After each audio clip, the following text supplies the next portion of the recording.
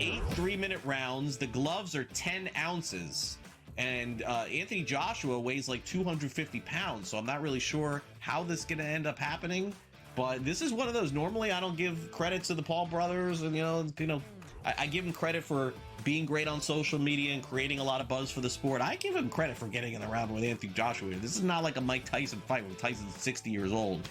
Newswire, only on SportsGrid. Goff and Mahomes were never taken serious. Hurts won't be even if they're the 1 seed. Jonathan Taylor plays running back. Stop. Mahomes lost the head-to-head to Josh. Can I confidently eliminate every single person booked behind Josh Allen to at least beat out Josh Allen? So I'm in a head-to-head with Stafford May? Game time decisions, only on SportsGrid. Let's take a look at a couple of narratives here and play a good game of fade or not fade. And first up, well, the idea that the Chiefs are going to put it all together and win the AFC West, well, that's absolutely gone. Absolute fade from this point on, Donnie, with the Chiefs. Their 10-year reign is over. It's done with. The early line, only on SportsGrid. Football contest season is back, and so is the Las Vegas Football Contest Show, Season 2, the sharpest football contest show in the land. Focusing on all 3 Circus Sports contests and the Westgate Superbook Super Contest, we handicap the games and release our contest picks every week of the season. Featuring Super Contest champions Brady Cannon, James Salinas, and former NFL player Mike Pritchard, all team will have you prepared this season like none other. Check us out every weekend right here.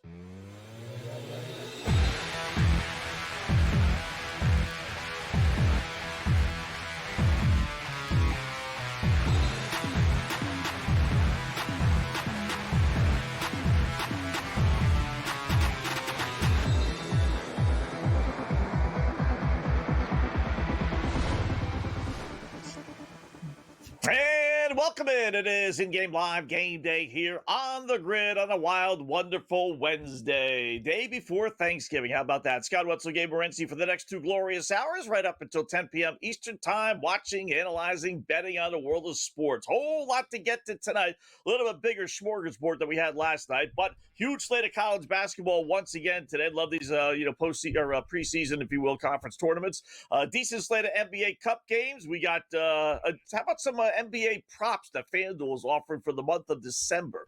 We'll get into some of those things, have some fun. NHL does what it does best, screw up. And then we got the Blue Jays shelling out the Greenbacks. How about that in our Kalshi and Poly Market plays of the day? Before we get to it all, it is game time. What's betting you off tonight, Gabe? Well, big move with the Toronto Blue Jays, bringing in Dylan Cease. Is Dylan Cease still the ace that he used to be? No. But he's a solid pitcher. It stacks the rotation, and more importantly, it keeps him away from their competitors as well. I would expect the Blue Jays to continue to be aggressive. Players want to be a part of this right now. We saw Bieber take a reduced contract to stay. I would expect Bo Bichette to be next, not in a reduced contract for Bo Bichette, but you know what? I just got to say what's betting me off, and I'll be like Clint Eastwood and tell people to get off my lawn. But what's up with this Cam Scatterbo guy? And why is he like online like 24/7? I'm trying to I'm looking for research. I'm following things online, and every second video is this dude. And I got to tell you, if Shedeur Sanders wasn't playing, went to Monday Night Raw, was part of a bit, was injured, and is continuously just, in the limelight and doing videos, people would probably freak out. But Scatterbo gets a free pass. I got to tell you what, Scott, for a rookie running back that never plays, this guy gets a lot of media attention that he brings upon himself. Yeah, he is certainly milking his 15 minutes of fame. You said he's played a couple of games. Just goes to show how bad that Giant team is and how the fan base is just grasping for anybody to latch onto. He had a couple of games. He did his backflips and all that. You're right, Gabe. And now he's out doing WWE stuff with a busted ankle. But Shedeur Sanders wins the game, Scott. Says he's confident in himself. And then, how about a little bit of humbleness? That's what all the NFL media said. But Cam Scatterbo, oh, you got to love his personality, huh? It's like the kid's a rookie. You know, Scott, the coaching staff got fired. 24 hours later, he's at Monday Night Raw participating in the event. You want to go to the event? Fine. Go sit in a luxury suite or something. Like, he sat in the front row and was actually part of it. Like, you know, the wrestlers don't go over to you and you don't start shoving each other unless it's prearranged, bro.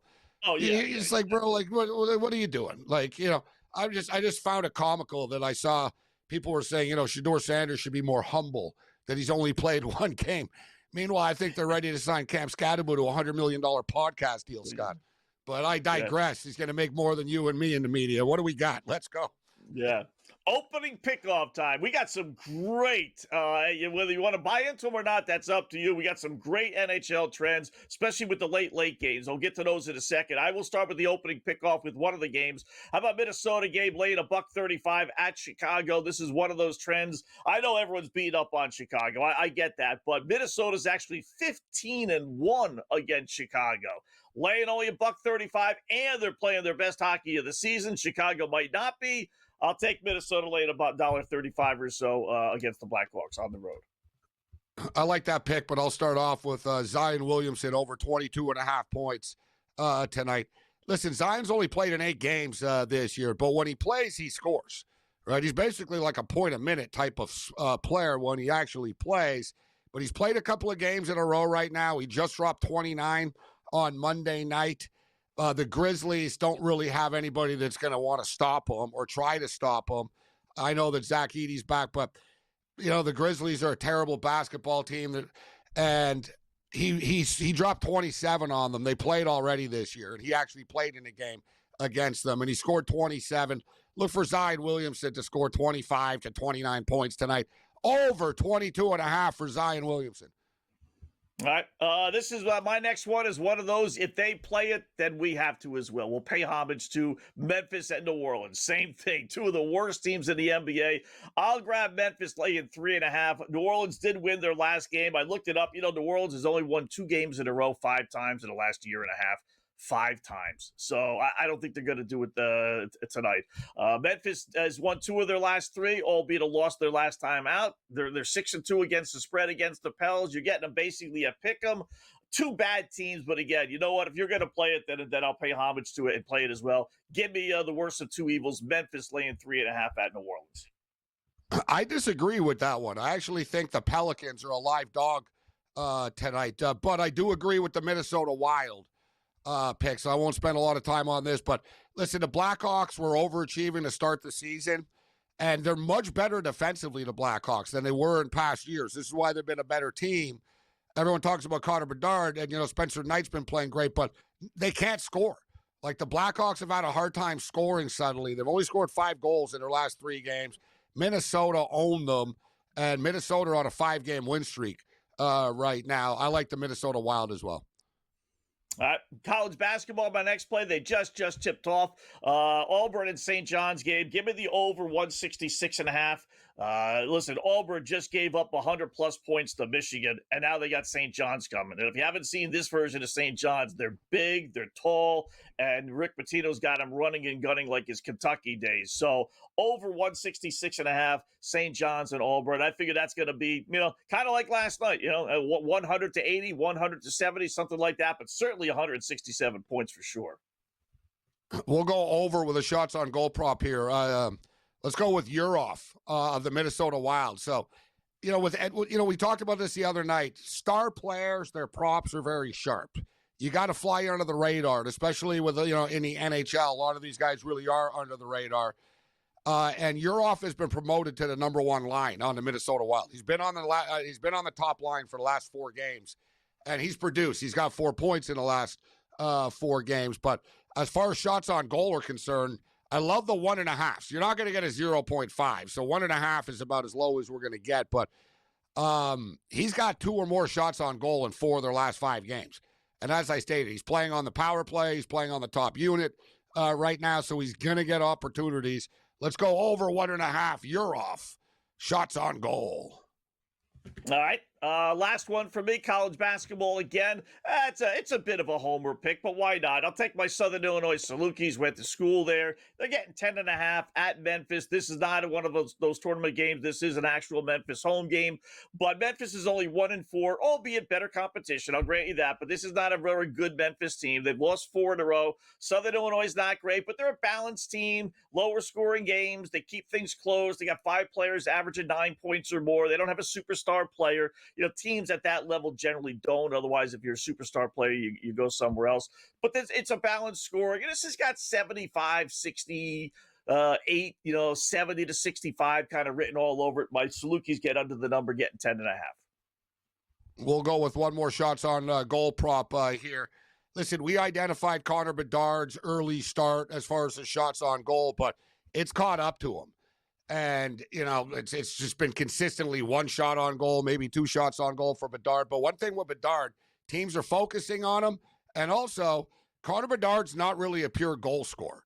He's a stud and he can score, but he's like a playmaker, right? Like, he likes passing the puck. Like, he's not Austin Matthews or Ovechkin or a sniper. He's a playmaker that's going to rack up a ton of assists, and he's going to make other people around him better. And that's what he's done for Tyler Bertuzzi. I'm surprised that Bertuzzi's shots on goal prop is 1.5. Still, it's a little pricey. It's like minus 160. And I think it's gone up right before a puck drop here. But he's had 2 or more shots on goal in 7 of the Blackhawks' last 8 games. Even though they're struggling to score, he's getting shots on goal. Bertuzzi over 1.5. All right, there you go. Opening kickoff. We are in. We'll have plenty more bets over the next few hours right here on the grid.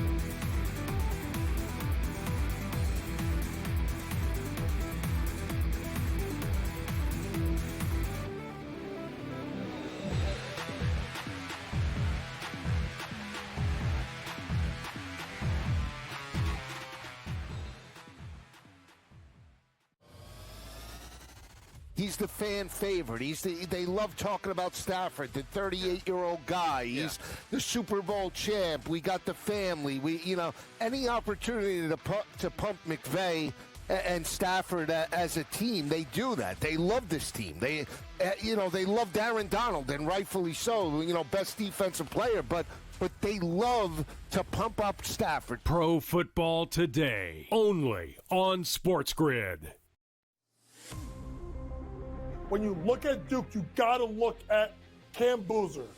18 points. The Bruiser, I may call him. 18 points, 10 rebounds, 5 assists. I know he shot the ball 1 of 4 from 3, but he's showing his ability to really be a different player than his dad. A little bit more dynamic, a little bit more athletic. College Basketball Today, only on SportsGrid. Ashton Genty has been hit behind the line of scrimmage more than any player in the National Football League. Yep. So you just gave him the ball in the end zone. Do the math. How's that going to work out? It's like what I He said got earlier. hit behind the line of scrimmage. He got tackled in the end zone. Yeah. Oh, they're terrible. But the thing is, Brady, you draft offensive linemen before you draft a star running back. Like they went backwards. In-game live, only on SportsGrid. Goff and Mahomes were never taken serious. Hurts won't be even if they're the 1 seed. Jonathan Taylor plays running back. Stop. Mahomes lost the head-to-head to Josh. Can I confidently eliminate every single person booked behind Josh Allen to at least beat out Josh Allen? So I'm in a head-to-head with Stafford May? Game time decisions, only on SportsGrid.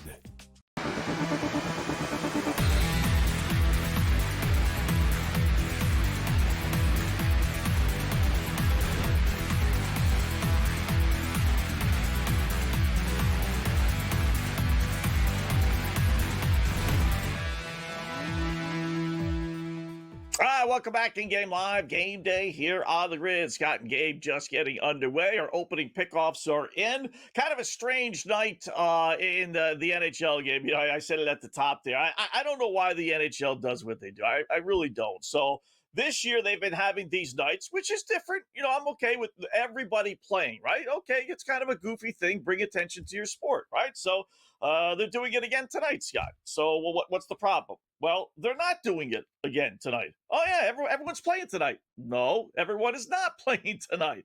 Everyone but Edmonton and LA are playing tonight. Why is that? I don't know.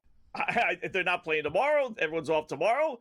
Why would they have 30 of 32 teams? What am I? Maybe I'm missing something. I could be, so I won't kill them. Maybe, maybe Gabe, you follow this thing a little bit closer than I do. So am I missing something on why Edmonton and LA would not be playing today? The biggest challenge, listen, the NHL schedule has always been, it's always been kind of whacked out, to begin with. This isn't new. It's been this way for years, but they have big scheduling conflicts all the time, right? They play in the same arenas as NBA teams do, just point blank. So it creates, and not to mention the concerts that they jam up in, the Disney on Ice and the holiday stuff. And these arenas are just point blank booked, right? So they have to sometimes bite the bullet. But the NHL is kind of, I can't explain, what I mean? Like you said, they've been doing this all year, though, so this isn't new, right? They'll have a bunch of teams playing on one day, and then no one plays on Friday, and then they're kind of all over the place. I've just kind of grown to accept it. Like, it is what it is. Yeah, it just seems weird. But, if that's it, you would think that you would have precedent over, a Rockefeller Center type of thing. You have 41 home dates, but it was just kind of weird. I'm looking at all the games, and I was looking for Edmonton. But also think of the networks. Also think of the networks that they have deals with as well, right? So their sponsor, their partners are ESPN, who, I don't know, it's hard to tell that ESPN's an NHL partner. But they are. I mean, they don't really seem to promote it very much anymore. They really don't. And, they don't, right? And there's basketball all the time now, right? So, you know what I'm saying? So basically, if you're the NHL, Scott, imagine you've got like this TV deal and they don't actually even want to show your games. Like, they're like, yeah, we'll show your games like in the, later on in the winter and stuff. We don't have anything. But like ESPN isn't showing hockey right now. They're showing college basketball, right? I mean, they've been showing college basketball for the last couple of days. Yeah, they got the NBA Cup now. And the NBA Cup. Oh, yeah. Yeah. So they lost out to college basketball, and now they lost out to the NBA Cup. Yeah, they're the bottom rung. They really are. This is actually this Raptor game. I'm watching a Raptor game. I didn't even really, like I said, I care so little. I do care about my bet. This is an NBA Cup game, actually. Yeah. But the Raptors have already clinched their spot, right? The Raptors have already punched their ticket into the quarterfinals of the NBA Cup. So this is a meaningless cup game for them. Maybe that's why they're down 9. They're like, well, it doesn't matter for the NBA Cup anyways, but they are down 9 right now to the Pacers. And 9's the magic number here, guys, because the Pacers are actually 0-9 on the road this year. So the Raptors down a 9 spot. They're down to 3.5 right now. It's minus 210 on the money line. I'd like it to dip a little bit more. You could jump in on the money line, but Raptors are going to come. They should come back and win this game. Yeah. Let's see. We're talking NBA, right? So let me throw out. FanDuel's got these goofy products. We've been calling on for the longest time to come up with win totals for the months, right? They haven't quite done that. Other sites have though, but they have a few props for the month of December. One of them, Gabe, is will OKC go undefeated? They play 13 games, and initially I was like, they're not going to go undefeated, right? But no, they only have one loss at this point. No, they hopefully will get their second best player back, and they really should be favored in all but probably one, but I'll say 2 games. They play at Golden State to open up the month, and then at Minnesota, who they're taking on tonight, which is why I want to bring it up now. 18-1. Very easy schedule too. Maybe a back-to-back against San Antonio on Christmas Day and 2 days before might cause a little bit of a hiccup, but they, like I said, they will be favored. 18-1, is that worth it versus putting $100 on them? We'll just base it on $100, right? $100 wins you $1,800. Or do you put $100 on OKC every single night money line and just roll it over? I don't know if you'd get to I would like a little bit more, but that they've done the math on this, right? I just went through this with the MLS Cup playoffs actually the other day about their futures and about whether it was just better to roll it over with the teams. And when it was all said and done, I was like, man, I just wasted all this time, and there's like a 7-cent difference, right? Like they're on top of it. You know what I mean? Like, it's not like, oh yeah, if I do the math, they never thought of this, right? Like, so it's sort of always the same, But, my initial reaction, Scott, is they're such big favorites all the time. I'm not, you know what I mean? I'm like, do you get to 1,800, Would you get to plus 1,800? I don't know. Because, they're literally like double-digit favorites every night. But this really is one of the most historic runs that any team's ever been on. And this is a classic example, guys, of like media bias. If this was the New York Knicks, Scott, imagine if the Knicks won the title last year, went 68-14, and started the next season 17-1. It'd be on ESPN 24/7. Be on 24/7. The greatest team ever.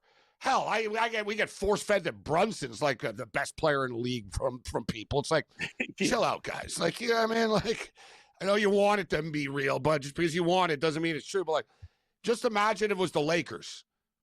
Say the Lakers won a championship, won 68-14, and started 17-1. Like, it's amazing because they're Oklahoma City, right? No one talks about them. SGA is kind of a humble superstar by star standards. Like, he really is. Like, he doesn't talk smack. He doesn't really talk. He's quiet. He's rare, like Scott, in that he's a megastar, superstar in the NBA, but you wouldn't know it, like, if you saw him speak or, like, you see him in an interview in real life and stuff, or what he's like in real life. Like, he's kind of shy and he's soft-spoken. Like, he's not like, look at me, I'm some big NBA superstar type of guy. For a guy that actually is right now. Yeah.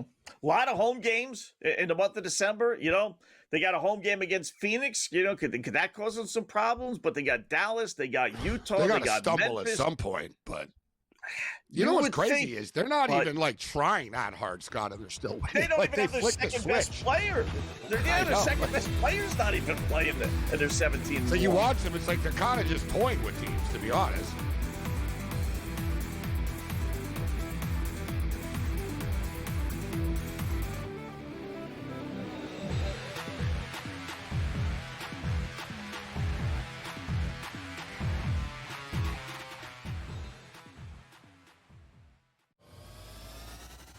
He's the fan favorite.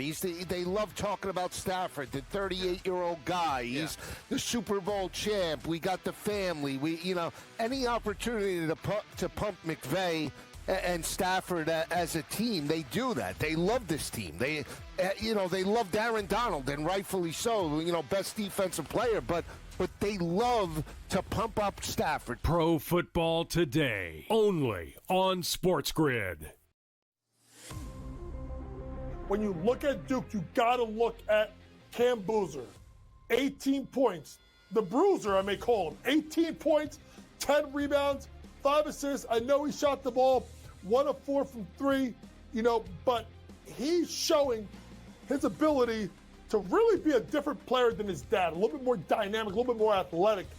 College Basketball Today, only on SportsGrid.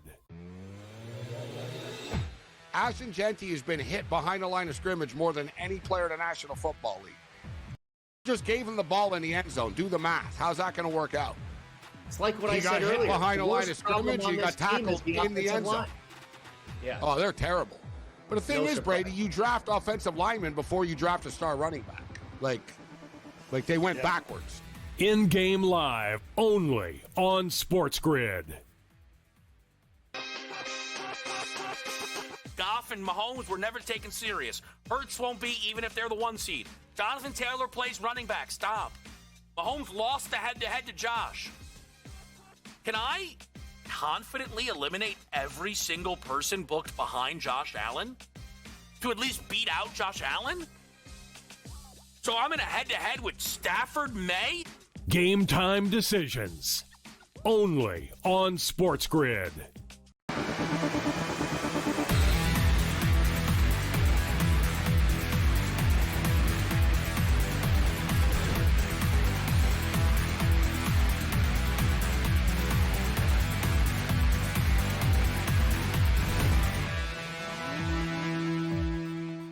All right, welcome back to Game Live, Game Day here on the Grid. Chat little NBA with OKC. I'm gonna do it 18-1. Why not? A couple of shekels. You put $5 on it, for goodness sakes, just to say you have it. You win yourself $100 basically.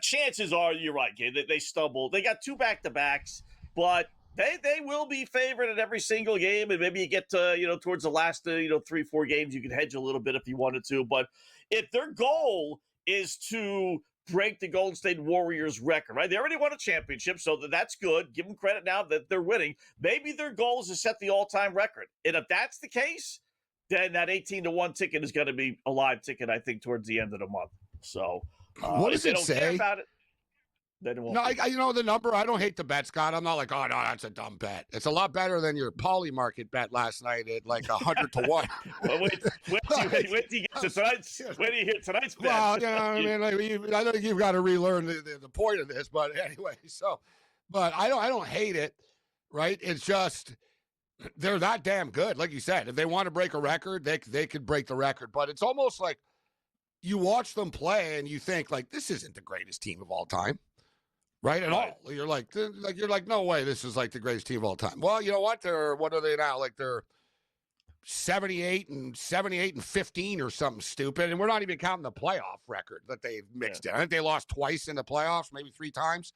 So like I said, compared to other teams, they would be compared as the greatest team ever.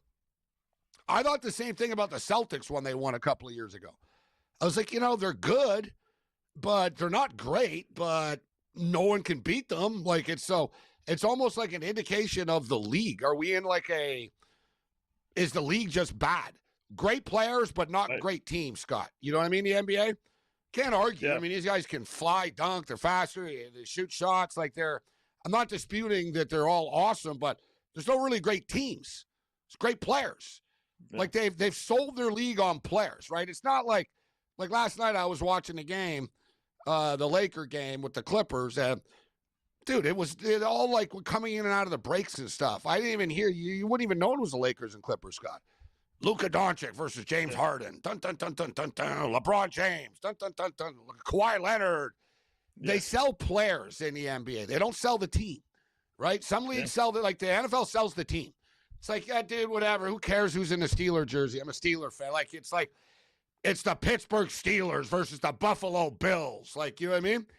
They'll sell the team in the NFL. The NBA is so star-driven, but it's kind of trickled down to the lack of good teams, Scott. Like, how many really good teams are there? Like, where it's like, oh, that's a good team, right? Like, who? Yeah, you got more teams that have star players that suck, right? We were looking at the Washington. Exactly. At the bottom of the barrel roster, just absolutely suck. But they got 4 guys on there that other teams, theoretically. And so many teams, Scott, too, are thrown together. It's like, yeah, the Houston Rockets are a good team, but it's like they're not like they weren't built. They're kind of thrown together. It's almost like they're an NIL college team. Like, you know what I mean? So, all right, bing, bing, we'll get this and that. Like, and I'm with you. Look, the Milwaukee Bucks, Scott, were a great team for a couple of years. They built it up with Middleton and Holiday and Giannis. Like, they fought through the playoffs, and they finally won together. The Raptors were a good team, right? DeMar and Lowry and everyone. And then, with Ibaka, et cetera. And then, Kawhi puts it over the top. Right. But, and now you get, Oklahoma City's a great team. The Denver's the only one, Scott. Denver are the only ones that they fired their coach, but they keep the team together. You know what I'm saying? They don't blow it up every year. They're not like, oh, we got to bring in a star and more stars to play with Jokic. And they're like, no, we got the guys. We play with the guys that we have. And don't forget, they had a lot of playoff struggles, right? There's like everyone is so impatient. Players just care more about their stats than winning. So I think when you think like unselfishly like Oklahoma City do, you're going to be successful in the modern NBA, Scott, in such a selfish league. Yeah, 17-1, man. You can't beat that. I don't know how they lost to Portland. I think it was on a back-to-back. So that's the one team to beat them, Portland. That's the Portland Trailblazers. So figure that out. So we don't have time to get into it now, but we will. In a couple of moments. That's who will beat Oklahoma City. Some young team, Scott. Though, it'll be a young team that runs and guns. The veteran teams, Oklahoma City, are younger. They wear them out and stuff like that. But, some young team, they catch Oklahoma City on a Tuesday, Wednesday night on a back-to-back or whatnot, and whatever, dude. The Sacramento Kings just happen to hit a bunch of threes and put up 140 type of deal, Right. Kind of like what happened to Atlanta last night with Washington. So 3 NFL games tomorrow, 1 more on Friday, then obviously the rest of the schedule on the weekend. We'll talk some NFL. Paul Bovey, VegasInsider.com, coming up next.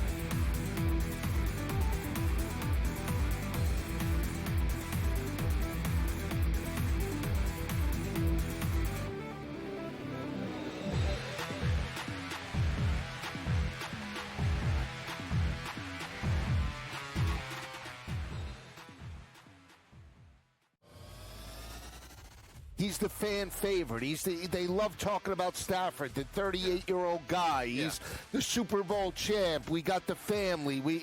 Any opportunity to pump McVay and Stafford as a team, they do that. They love this team. They loved Aaron Donald, and rightfully so. Best defensive player, but they love to pump up Stafford. Pro Football Today, only on SportsGrid.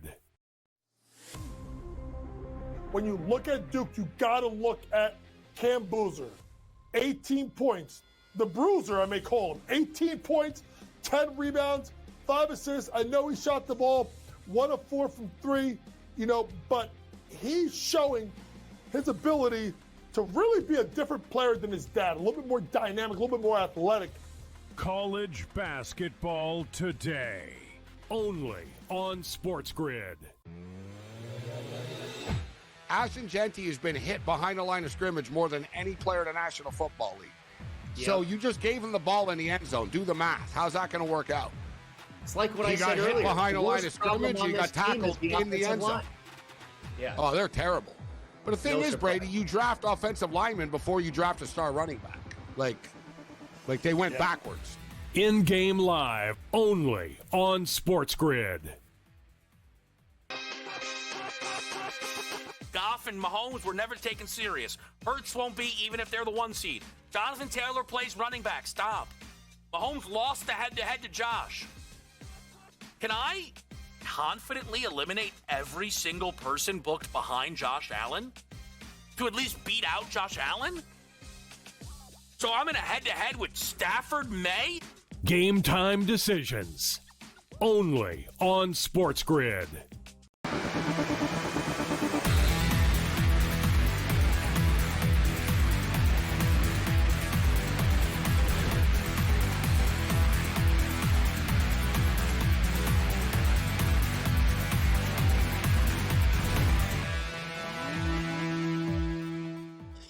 All right, welcome back. In-game live, game day here on the grids. We'll put the baskets and the hockey aside here for a second. Let's talk a little NFL. We got 3 great games, hopefully anyway. Tomorrow we got the Philadelphia-Chicago game on Friday. Then obviously all the games, the rest of the games on Sunday. So let's talk a little NFL, a little preview, get some winners for tomorrow's games with our good buddy Paul Bovey, VegasInsider.com. Paul, Scott, and Gabe, I'll start right off with this Lions game. I don't know what I'm missing here. I know they struggled against the Giants, but they won. It happens. With Jameis Winston in there, the Giant offense isn't too bad. But I don't get why the Lions are only a 2.5-point home favorite over the Packers tomorrow. Can you explain that to me? Yeah, I think, Scott, they both really have struggled. I mean, I watched that Giant game, and it was scary because these receivers are just running. There was nobody else in the picture. And where was the defense? And now they got a guy out in the secondary. I don't have a lot of faith in the Lions, but I don't have a lot of faith in the Packers either. They've been punchless over the last few games. I mean, they put up 7 against the Eagles. Then they lose a game to Carolina. They did get by the Giants 27-20, but this has not looked like a vintage Green Bay Packer football team. And part of that is because they did lose a weapon in Tucker Kraft. So the way I go with the game, if I was doing anything, I would take Green Bay in a teaser. You got 2.5, get up to 8.5, crush those key numbers, and find the dance threes partner. now, Paul. Threes. I'm looking now, so seeing some threes go. pop up. Yeah, so you're getting 9, 10 now, 7-point teaser. That you're right. Listen, Detroit's offense as well as hit or miss. People think they have some explosive offense, and they really don't, right? Everything's predicated off the play action. Gibbs is a stud, but other than that, like when they have to throw, they've got problems, the Lions. the number people are buying in that this is a lower scoring game now, Paul. You know what I mean? The 49 and a half are sitting at 48 right now. Do you agree with that move to the under? The problem is, as I mentioned a minute or two ago, what I witnessed on Sunday was scary because the Giants were just systematically carving them up and moving down the field. It is amazing they lost another football game in the fourth quarter. I mean, they have a habit of doing this. They relinquished a 20-10 lead against the Bears with 6 minutes to go. Malik Neighbors agrees. He tweeted out. He goes, I think we're trying to lose. What the hell are we doing? Yeah, and if they were going to try to lose, they should have tried to lose Week 17 last year when I had the Colson Survivor, but they didn't cooperate. Okay. Yeah. But anyway. That's yeah. And I can't help Paul also. I was saying that, if Winston has his faults, he does, but he's better than Russell Wilson. And at this point, he's better than Jackson Dart. I can't help but think that if Russell Wilson was the starting quarterback from the beginning of the year, they would have maybe 2, if not 3 more wins. The head coach would probably still have his job. And maybe the fortunes would be changed a little bit with the Giants. I agree with you. Look, he is the epitome of the wild card. You just never know what you're going to get. It's feast or famine with him. But he's an electric player. He gets the ball downfield. He's not a dink and dunk guy. Russell Wilson, and I said it before the season, it was one of the worst signings I have ever seen. I mean, Denver got rid of him, and then he goes on to Pittsburgh. Mason Rudolph, he dethrones Mason Rudolph, and then Mike Tomlin realizes, oh, what did I do? And he goes and gets Mason Rudolph back from after he finishes a year in Tennessee. So anyway, I agree with you. Not to get off on a tangent here. Yeah, it could have been better fate for the Giants had we seen more Jameis Winston. How about Phil Simms couldn't save the Giants? The Giants are lost cause. Let's just be. Their defense is what seems to be the issue, surprisingly enough. And that's supposed to be the strong suit. Yeah. And then you get Jackson Dart, too, right? Jackson Dart's like, will he not get killed and injured? He's going to have to learn, he's going to have to learn not to get killed on the field. Concussion problems already in his first season, something to be alarmed with. But, yeah, Chiefs and Cowboys. What do they get, Paul? Look, people look back at the Cowboys early in the year. Denver sliced them up. The Green Bay, 40-40 overtime. This is a different team because they got 3 guys on defense. Quinnen Williams from the Jets. He's a 6-sack-a-year guy when he's healthy. The last year for the Jets, he only played 8 games. And then you add in Logan Wilson. Both guys are excellent in coverage. Quinnen Wilson is a defensive tackle, and he's still good in coverage. Malik Hooker's back. Malik Hooker is back. He had 51 tackles last year. Great safety. So these guys first played in that Monday night game against the Raiders. They came back last week. They shut down Philly in the second half. Thankfully, believe it or not, I had Dallas in a 10-point teaser and a 9-point teaser. I figured I'm dead. And +3, I'm dead. But lo and behold, they come back. I think they got a real shot here because this is a different team. Dak Prescott, man, you can't throw those interceptions at the goal line. I mean, what Bryce Young did the other night was a carbon copy of it, but you got to take better care of the football. He did that against the Bears also. Mm-hmm. What's wrong with Kansas City, Paul? It sounds like you like Dallas again. They're healthy now, outside of Pacheco, but the wide receivers are there. Kelsey's actually playing a lot better this year than I thought he would, and yet they're still, basically a 500 team, 6-5, and they're not covering the spread at all. Well, look no further than that Bills game, man. I mean, Patrick Mahomes was under siege. I think they sacked him 3 times and hit him like 10 or 12 more. So their offensive line has not been great. We thought that when they got the receivers healthy again, that they'd get into some kind of an offensive flow, but that really hasn't happened at this point. So they're still 6-5. They're probably going to somehow make the playoffs. I'm sure the NFL wants them to make the playoffs. And we all know how that goes. Paul. Guys, They play the Titans. They end the season with the Raiders. They get the Houston Texans. That game is in Kansas City, Sunday Night Football, December the 7th.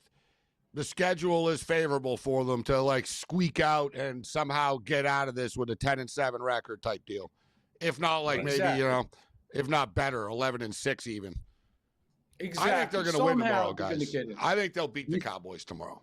It should be noted. Let me throw this out there. It's not being talked about much, but Patrick Mahomes, he's from there. Patrick Mahomes is a Cowboy fan. Patrick Mahomes grew up a Cowboy fan, and Patrick Mahomes has never played there with the Kansas City Chiefs before.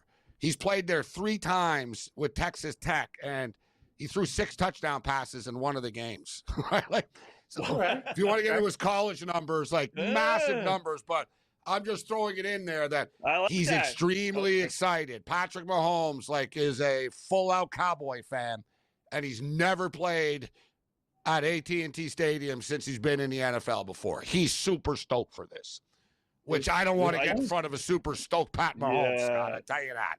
Yeah, exactly. I like that angle. I like that. How about the late game? Baltimore laying 7 against Joey B and Jamar Chase, the Bengal team that was supposed to be the Bungles team this season. Well, again, this is not the same Ravens team as it was last year.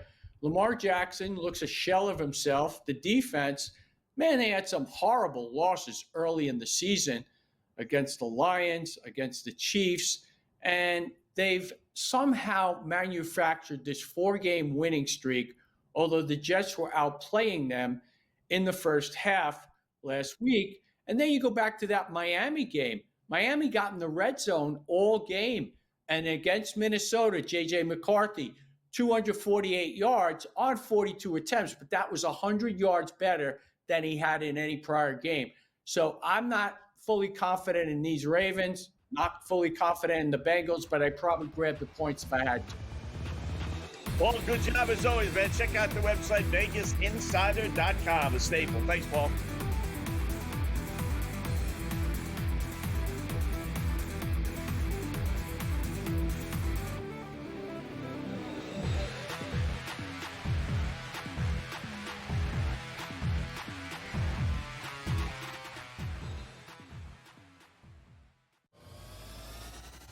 He's the fan favorite. They love talking about Stafford, the 38-year-old guy. He's the Super Bowl champ. We got the family. Any opportunity to pump McVay and Stafford as a team, they do that. They love this team. They love Aaron Donald, and rightfully so. Best defensive player, but they love to pump up Stafford. Pro Football Today, only on SportsGrid. When you look at Duke, you got to look at Cam Boozer. 18 points. The Bruiser, I may call him. 18 points, 10 rebounds, 5 assists. I know he shot the ball 1 of 4 from 3, but he's showing his ability to really be a different player than his dad. A little bit more dynamic, a little bit more athletic. College Basketball Today, only on SportsGrid. Ashton Genty has been hit behind the line of scrimmage more than any player in the National Football League. Yep. So you just gave him the ball in the end zone. Do the math. How's that going to work out? It's like what I said earlier. He got hit behind the line of scrimmage. He got tackled in the end zone. Yeah. Oh, they're terrible. But the thing is, Brady, you draft offensive linemen before you draft a star running back. Like they went backwards. In-game live, only on SportsGrid. Goff and Mahomes were never taken serious. Hurts won't be even if they're the 1 seed. Jonathan Taylor plays running back. Stop. Mahomes lost the head-to-head to Josh. Can I confidently eliminate every single person booked behind Josh Allen to at least beat out Josh Allen? So I'm in a head-to-head with Stafford May? Game time decisions, only on SportsGrid.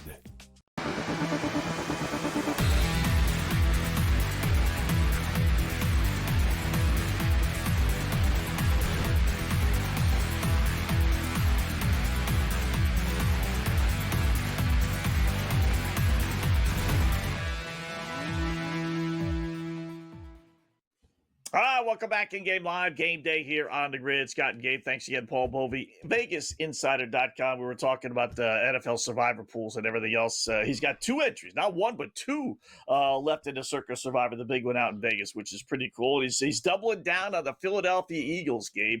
I know this is not popular to do. I get it, but I do things like this. Maybe not quite this early, but it wouldn't be the craziest thing in the world to just split you got 2, take 1 Bears, 1 Philadelphia, you live for another day. I don't know if I can count on the Eagles doubling down. Well, when you consider the circa entry is $1,000 a pop, right? So yeah, I wouldn't want to be taking the same team twice.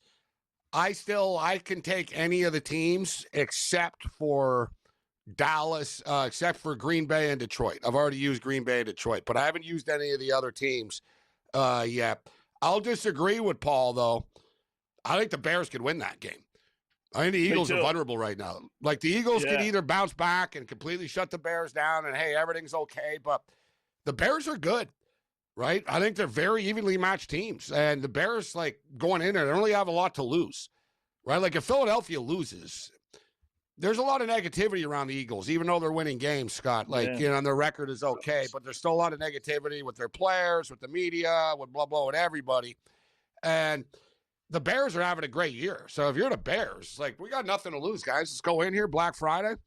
Ben Johnson's going to pull a couple of tricks out of his pocket here. He's like Dan Campbell, Junior here. So they could put maybe they got blown out and I'm wrong. But I got to take the Baltimore Ravens, Scott. I thought about the Kansas City Chiefs being bold. I'm like, listen, I'm not playing for the 18 mil, but I'm playing for $250K, which is significant enough. And I'm like, man, I just don't like the Chiefs. So I don't know if my personal feelings are getting in the way. I'm going to be sick if the Kansas City Chiefs are the ones that knock me out of a Survivor at this point. There's only 980 people left from 12,000. So I'm going to live or die with the Ravens on Thursday night, Scott. I think it's the best choice. We'll find out tomorrow night. I'll be you can watch me live, sweat it out.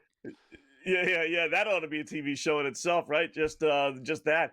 I at this point, it would be, for me, which team I could pick and live with if they lost, right? That's how you kind of view these things. I couldn't live with Philadelphia. There's something wrong there. You don't blow a 21-0 lead. You said there's some issues there. That would be like, man, I should have known. That Bears team's okay. I wouldn't mind the Lions, but you don't have the Lions. But the Chiefs would be the one where, you know what? All right, I lost with Patrick Mahomes. I lost against a Dallas Cowboy team that hasn't won a big game, and the Cowboys are going to win back-to-back games. Cowboys have won 3 straight. They've won. They're on a roll now.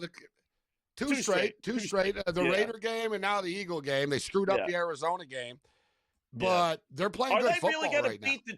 Are they going to really take a step back and say, are they really beat the Dallas Cowboys and all their issues in Dak? They're going to beat the 2 Super Bowl teams in back-to-back weeks? And in past years, I would have said, hell no. In past years, I would have said, oh, God, no. They're not going to. But like Paul said, I brought this up last week and the last 2 weeks, too, about the Cowboys. It's not the same defense anymore. Right? They're not getting shredded like they did. They've got literally 4 new starters on defense that they didn't have that are good. Right? You got Woodside. You got Malik Hooker back. You got Quinnen Williams. You've got all kinds of dudes. Diggs came back. You got all these dudes that were coming back. They were beat up earlier in the year. You had the residual effect still of the Parsons trade, you know what I'm saying, early. But hell, Scott, think about it. Even in that first game against the Eagles, they only lost 24-20. We got screwed for the total that game. It was sailing along. But but I'm just saying the Cowboys are better now than they were. Yeah, but the thing is, this isn't a vintage KC team, though, bro. They're a 6-5 team for a reason. Look, every game is close with them. They were in a close game, you know what I mean? Close game with the Colts, close game with the Broncos. Yeah. It's always close. They're, like you said, they're not good enough to go out there and cover numbers. Listen, I think a Cowboy 10-point teaser is a good play. I think it'll be close, but I should be a fun game. I've got it going over the number, even though the Cowboy defense is better. And like I talked about, it's hard to get in front of Mahomes in his homecoming game that he's never even been back there. Playoff spot on the line. it's hard to get in front of KC. I think KC will get it done, but for Survivor perspective, I'm gonna ride or die with Lamar Jackson, who's far from 100%. But remember, Scott, Joe Burrow and the Bengals, he always struggles in week 1 and week 2 when he comes back from these injuries to start seasons. Right. So I'm hoping that it's the same thing. And he doesn't play defense either, right? Their defense sucks. So if you're Baltimore, just run the damn ball. Don't turn the ball over, and you can squeeze out a win. I don't even care if they cover, Scott. Just win the damn game. And then I'll take the Chargers Sunday. Then I'll take the Chargers Sunday if I survive. Sunday's card is a lot easier than the Thanksgiving Day card, obviously. Sunday, there's depending on which team you have, you could pick 3 or 4 teams. How about this one for you? For Thanksgiving Day trends. This is wild. I got to double check this, but I had these in my notes from last year, so I keep pretty good notes. Thanksgiving Day favorites, Gabe. The last 60. 51-9 straight up, 40-20 against the spread since 2004. What do you make of that? Yeah. They don't lose. I was thinking back to the... Yeah, that's the first thing I was thinking. How many of these? But yeah, that's why I was sort of thinking in my head about 2004. Lions have been bad. Yeah, you and I talked about it. It got so bad, people wanted the Lions off of TV on Thanksgiving, right? Yeah. So the Lions have basically been underdogs, guys, for 38 or 45 years in a row, I think. Yeah. And then the last couple of years, it sort of evened out a bit. You know what I mean? But we're not kidding. What's their all-time record? What's the Lions' all-time record on Thanksgiving? It's not good. It can't be. Lions, I don't have it. I don't have that one. Long-time record on Thanksgiving. Yeah.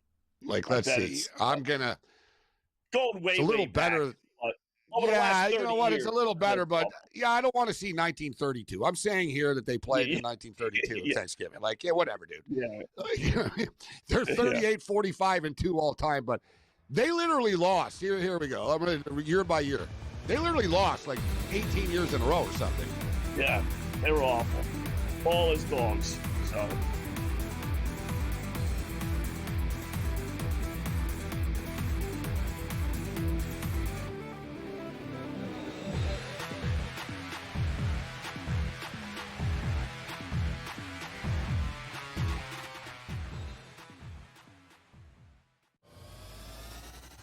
He's the fan favorite.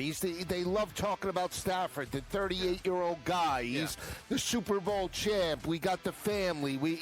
Any opportunity to pump McVay and Stafford as a team, they do that. They love this team. They loved Aaron Donald, and rightfully so. Best defensive player, but they love to pump up Stafford. Pro Football Today, only on SportsGrid. When you look at Duke, you got to look at Cam Boozer. 18 points. The Bruiser, I may call him. 18 points, 10 rebounds, 5 assists. I know he shot the ball 1 of 4 from 3, but he's showing his ability to really be a different player than his dad. A little bit more dynamic, a little bit more athletic. College Basketball Today, only on SportsGrid. Ashton Genty has been hit behind the line of scrimmage more than any player in the National Football League. Yep. So you just gave him the ball in the end zone. Do the math. How's that going to work out? It's like what I said earlier. He got hit behind the line of scrimmage. He got tackled in the end zone. Yeah. Oh, they're terrible. But the thing is, Brady, you draft offensive linemen before you draft a star running back. They went backwards. In-game live, only on SportsGrid. Goff and Mahomes were never taken serious. Hurts won't be even if they're the 1 seed. Jonathan Taylor plays running back. Stop. Mahomes lost the head-to-head to Josh. Can I confidently eliminate every single person booked behind Josh Allen to at least beat out Josh Allen? So I'm in a head-to-head with Stafford May? Game time decisions. Only on SportsGrid.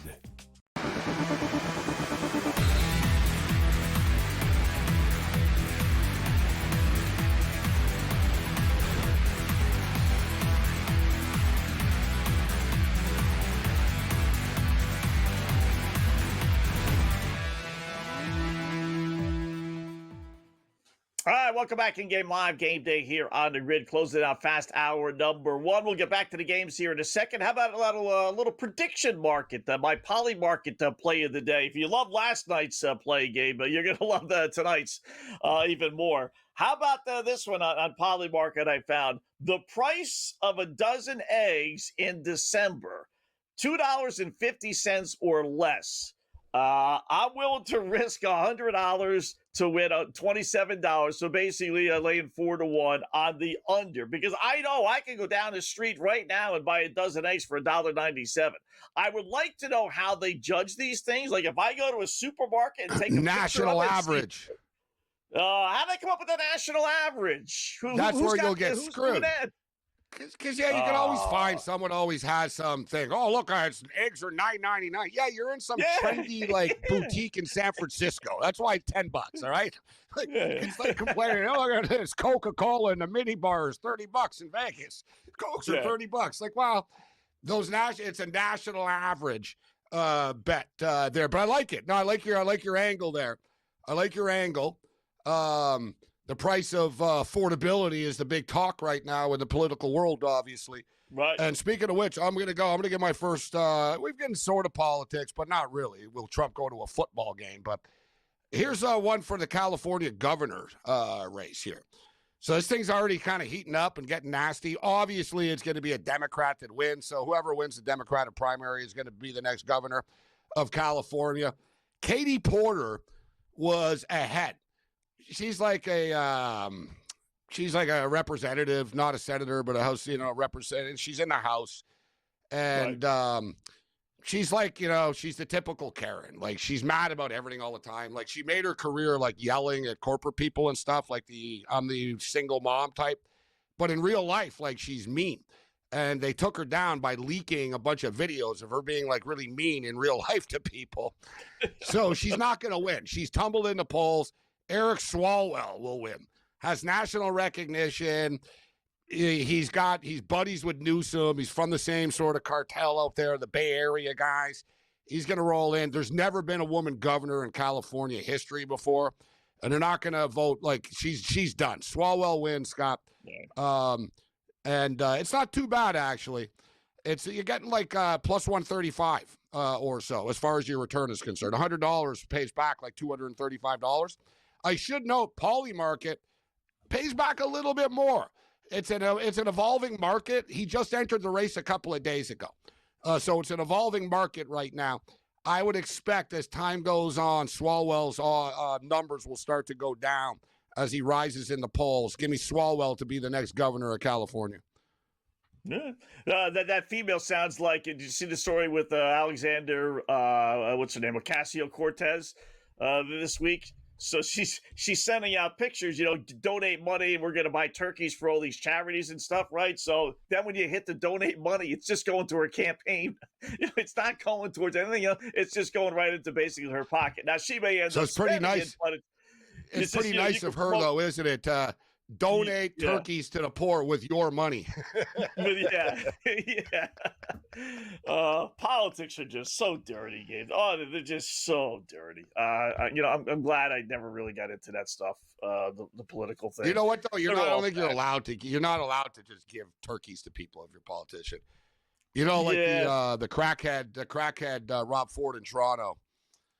He actually went door to door before an election, and he went into like a poor neighborhood into the hood, and he went door to door, and he gave everybody he gave them all a $20 bill. He said, "Merry Christmas, Merry Christmas, Merry Christmas, Merry Christmas." Vote for me. He went through like door to door, like, who are they gonna vote for? Like it was pretty like Kenny won, and like they were like, dude, you can't like go door to door and give people money. It was like, well, he did. He did.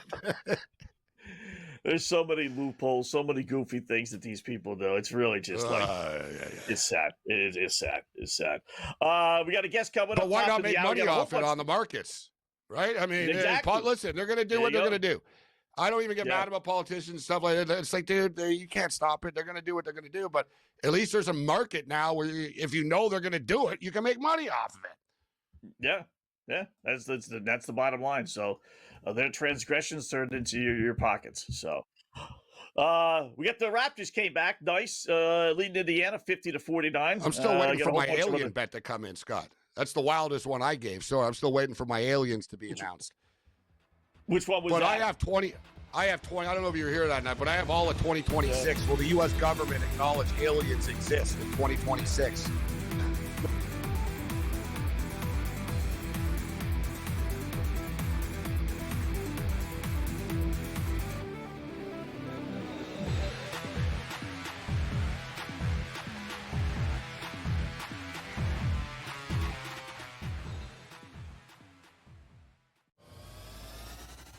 He's the fan favorite.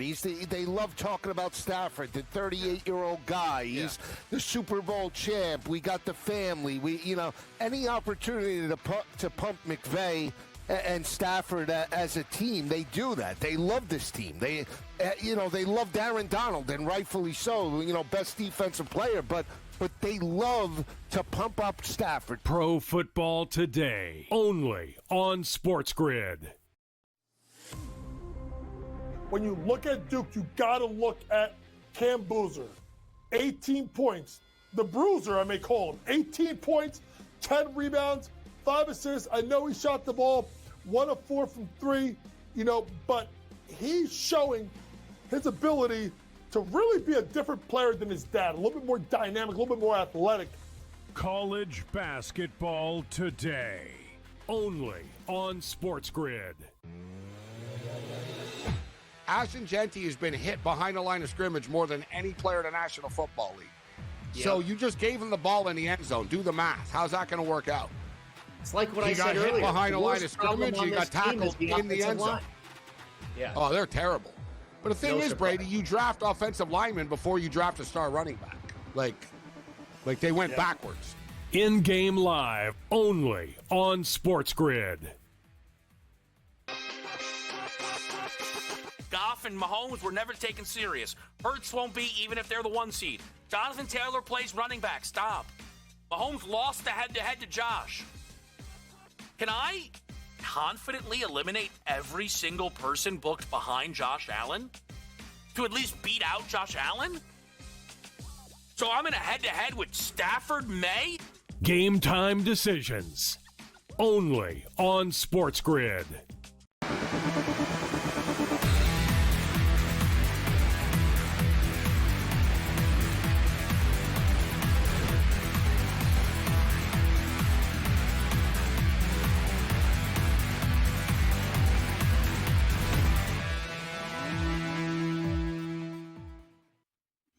All right, welcome back in Game Live. Game Day here on the grid. Scott and Gabe, hour number 2, 1 day before Thanksgiving. Got a whole slew of college basketball, NBA games going on as well, obviously with the Cup games, and a couple of them we just rattled off here before the last break. So let's welcome in our good buddy, Nick Hamady, college basketball writer, NBA writer, zonecoverage.com. Follow him on Twitter, @TheRealTinyNick. He joins us all the time. What's going on, Nick? How are you tonight, bud? I'm doing well, other than watching this Wolves game. It's been a pretty rough first half for the Minnesota Timberwolves in OKC. Yeah, I see that. Halftime, I'm not sure if I'm surprised that it's a 10-point lead. Then probably not, but more so it's 49-39 in an NBA game in 2025 at the half. Are we getting defense or bad shooting? Or both? Yeah, I've been watching with a little bit more of a direct eye on the Timberwolves here. It's bad shooting. It's not – they're not – the Timberwolves need a point guard right now more than ever, and it's gotten to the point now where it seems a little out of sync. We've seen them blow 2 leads of 10 points in the final 2 minutes in their last 2 games leading up to tonight. I didn't expect them to score in the 30s or even hold OKC into the 40s in the first half tonight, but it's been a game controlled by OKC. Poor shooting by the Timberwolves, not getting open shots, very physical defense by OKC. I don't expect the Timberwolves to make a second half comeback until they figure out some stuff with the point guard position. Do you want Ja Morant, Nick? There's talk of Ball, right? Of Charlotte. I'm a Raptor fan, and there was like the media. Oh, would you want LaMelo Ball on the Raptors? I'm like, why would you want LaMelo Ball on the Raptors? Like, no, God, no. But Ja Morant is often linked to the minute because you follow the T-Wolves. It looks like they're they need a jolt, a change. This roster, you know what I mean? Like. You hear this a lot. Ja Morant, the 2 teams you hear the most, the Sacramento Kings and the Minnesota Timberwolves. Yeah, that's the toughest part about being the Timberwolves right now, because the pieces that you have to be able to move, you can't move Anthony Edwards, obviously. Jaden McDaniels looks like a no-touch guy, but you got Julius Randle and Rudy Gobert. Rudy Gobert's a guy that not too many teams probably are going to give up much for. And then looking at the point guard position from other teams, I don't mean to say straight head cases, but I don't want John Morant. I don't want Ball on my team. I don't think they're winning players, and that's the toughest part right now. If you're going to give up a star for a point guard, what are you going to get in return? Dame's pretty much done now. He's injured. He's done for the season this year. Steph Curry's old. The point guard position, even Halliburton, the young guys are banged up. I don't know where you go. There's not 25 serviceable point guards in the NBA that you can trade for right now. I will say this: it makes it all the more surprising that teams weren't looking at a Russell Westbrook before the season, because there is no depth at the point guard position, and Russ is doing all right. I don't know if Russ would be worse than a Rob Dillingham per se for the Timberwolves right now. Couple of games here yet to get underway, including Phoenix and Sacramento, which somehow or another, I don't know how, but they actually won at Denver 2 games ago, and then they followed that up with a win against your Teacups against Minnesota. So they're actually riding a 2-game winning streak against Phoenix tonight. How are you attacking that one? Yeah, I watched that game from like 5 feet away. Watched the Wolves squander the lead against the Suns. That was terrible. It was an emotional game. The Wolves celebrated a little too much with 1:30 left. But to the Suns' credit, this is a team that will not give up. It doesn't matter who they have on their roster. The Suns show up to play. They play intense every single night. I'm actually going to go back to something we just talked about a minute ago, though. I'm looking at Russell Westbrook to go over. I've seen 26.5, 27. Maybe even 27.5 if it's team's last minute, points, rebounds, and assists. And the reason for that is he's gotten a 5 minutes per game increase since October, and that's resulted in 9 points, rebounds, and assists more per game. He's averaging about 30.6 in his 12 games as a starter. It's looking like with Sabonis out and a couple other guys banged up on the Kings that Russ is going to get a lot of run again tonight. Russ is a guy that's going to get his shots up no matter what. I say this every single time I talk about Russell Westbrook. If he hits his first 3, this is a lock. If he misses his first 3 and he misses his second 3, you have to start worrying about Russ shutting down the three-point attempts. But he's getting wide open shots in the corner because nobody respects his jump shot. If you can check off 6 points in the first quarter on 2 wide open shots, I've done that so many times this year. I like Russell Westbrook over these low numbers, even though he's at a pretty gross point of his career, especially with the Kings. You know this, Nick. I'm telling you, there's one thing. No one talks about the Sacramento Kings, and they're a bad team, and they're probably arguably one of the worst constructed teams in the history of the NBA. They have like 7 dudes that are all the same dude on the team, but they're a good prop team.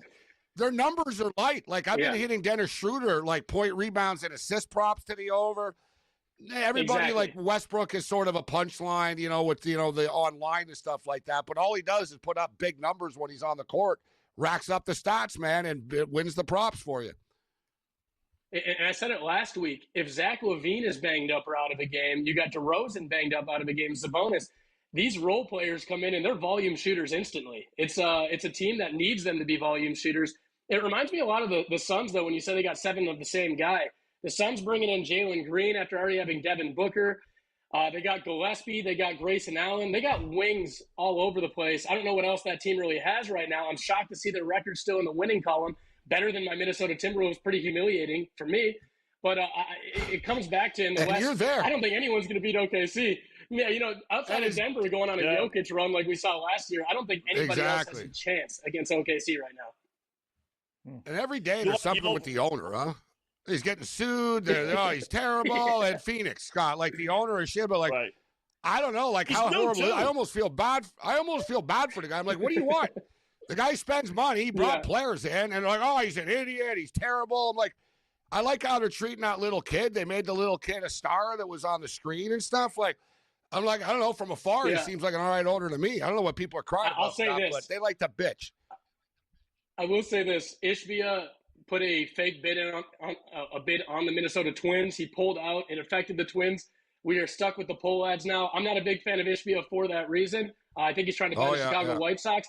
I laughed pretty hard when I saw this story come out because I don't know how you can – he brought in Kevin Durant and spent a bunch of money. I don't know about a money laundry or whatever they're saying, that he's operating this as like a business, whatever it might – every team's a business. How many teams in the league, go off of ratings more than they do trying to win games? I think he did the right thing trying to bring in Durant. He just got rid of the whole entire Suns core, which is what I don't want the Wolves to do right now in a panic. You guys got Alex Rodriguez. So how about college basketball? Do we not just bet automatic overs? Alabama taking on Maryland in one of the festivals out in Las Vegas? Yeah, Alabama, a team that likes to play fast. I'm taking a peek at their team total over 89.5. Alabama has already played 4 opponents this season with top 10, 15 KenPom rankings. They've had the country's toughest schedule so far, but they're still 11th in scoring and 7th in adjusted offensive efficiency. Early in the season, you see a lot of teams beat up on bad teams to run up these statistics. To be top 10 against the opponents that they've had, they're going well over tonight. I saw 89.5. I expect that to go up, and that's simply it. I trust Alabama to get it done. Maryland is 267th in three-point percentage defense and allowing the 15th most points via the three in the country. If Alabama's threes are dropping, they're unstoppable. They're going to go over 90 points, play into the hundreds most likely. Kansas just beat Tennessee. They came back and beat them. Wow. Big win for the Jayhawks. Never sleep on Bill Self. Never sleep on Bill Self. Wow, you beat Houston one day, you lose to Kansas. That's a heck of a back-to-back. I know you got a couple of NFL plays for tomorrow as well, right? Yeah. I'll start off with my Dallas Cowboys. I'm taking a peek at CeeDee Lamb to go over 6.5 receptions. I think the Chiefs' defense has been good against the pass this season. I don't really care. The Cowboys are going to have to throw to win this game. This is a bounce-back spot for CeeDee Lamb, who had the most drops he's had in his entire career. Everyone's talking about George Pickens right now, who I won't say that George Pickens might not go over as well. I'm looking at Dak Prescott, but CeeDee Lamb's number too low for me. I like him to go over receptions and yards in a bounce-back spot against a Chiefs team that they're going to have to throw against to win or play from behind and throw the ball against. The Cowboys' offense too good for me to ignore. All right. And in 15 seconds, you like the Lions laying 2.5, right? Too good to be true. The Lions are good for the first time in my life. I got to roll with the Lions at home in a Thanksgiving spot. Dan Campbell's too fun for me. I like it. Great job as always. Dangerous Dan Campbell. Yeah.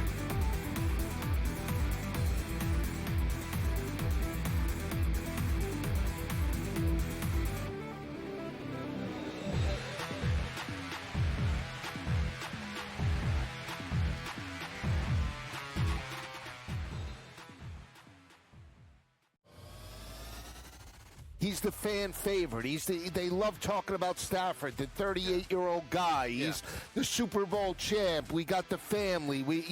Any opportunity to pump McVay and Stafford as a team, they do that. They love this team. They love Aaron Donald, and rightfully so. Best defensive player, but they love to pump up Stafford. Pro Football Today, only on SportsGrid. When you look at Duke, you got to look at Cam Boozer. 18 points. The Bruiser, I may call him. 18 points, 10 rebounds, 5 assists. I know he shot the ball 1 of 4 from 3, but he's showing his ability to really be a different player than his dad. A little bit more dynamic, a little bit more athletic. College Basketball Today, only on SportsGrid. Ashton Genty has been hit behind the line of scrimmage more than any player in the National Football League. Yep. So you just gave him the ball in the end zone. Do the math. How's that going to work out? It's like what I He said got earlier. hit behind the line of scrimmage. He got tackled in the end zone. Yeah. Oh, they're terrible. But the thing is, Brady, you draft offensive linemen before you draft a star running back. Like they went backwards. In-game live, only on SportsGrid. Goff and Mahomes were never taken serious. Hurts won't be even if they're the 1 seed. Jonathan Taylor plays running back. Stop. Mahomes lost the head-to-head to Josh. Can I confidently eliminate every single person booked behind Josh Allen to at least beat out Josh Allen? So I'm in a head-to-head with Stafford May?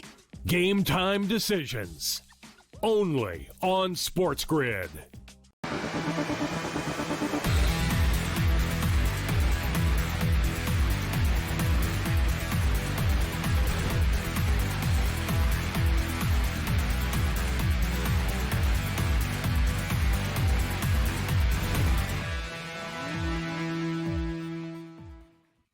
right, welcome back in Game Live, Game Day here on the Grid. Scott and Gabe, hour number 2. Thanks again, Nick Hamilton, for joining us. Check out his podcast, the host of the Tiny Nick's Giant Picks podcast at your favorite little podcast stores.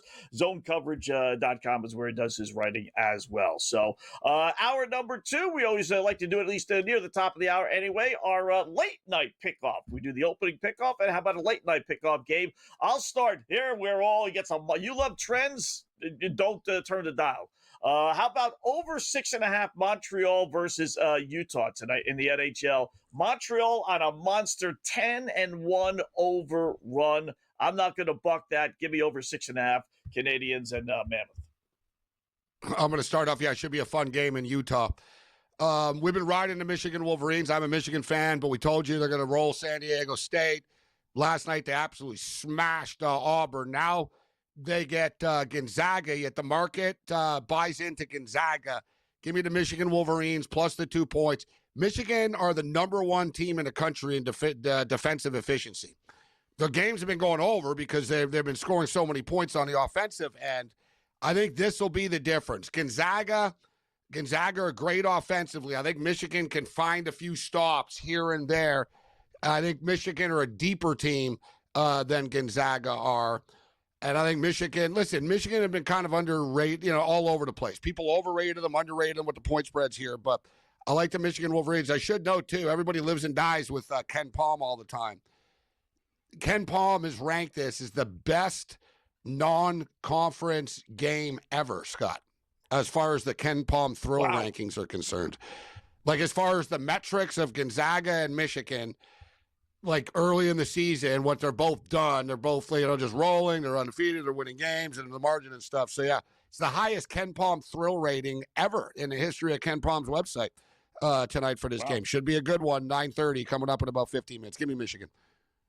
All right. How about another hockey trend for you? How about Vancouver is on a nasty money burning, if you will, with the under 11-1 over. Right? We had Montreal 10-1. How do you trump that? How about Vancouver 11-1 over the Canucks? Their last 12 games. Give me over 6.5 Vancouver and Anaheim, Gabe.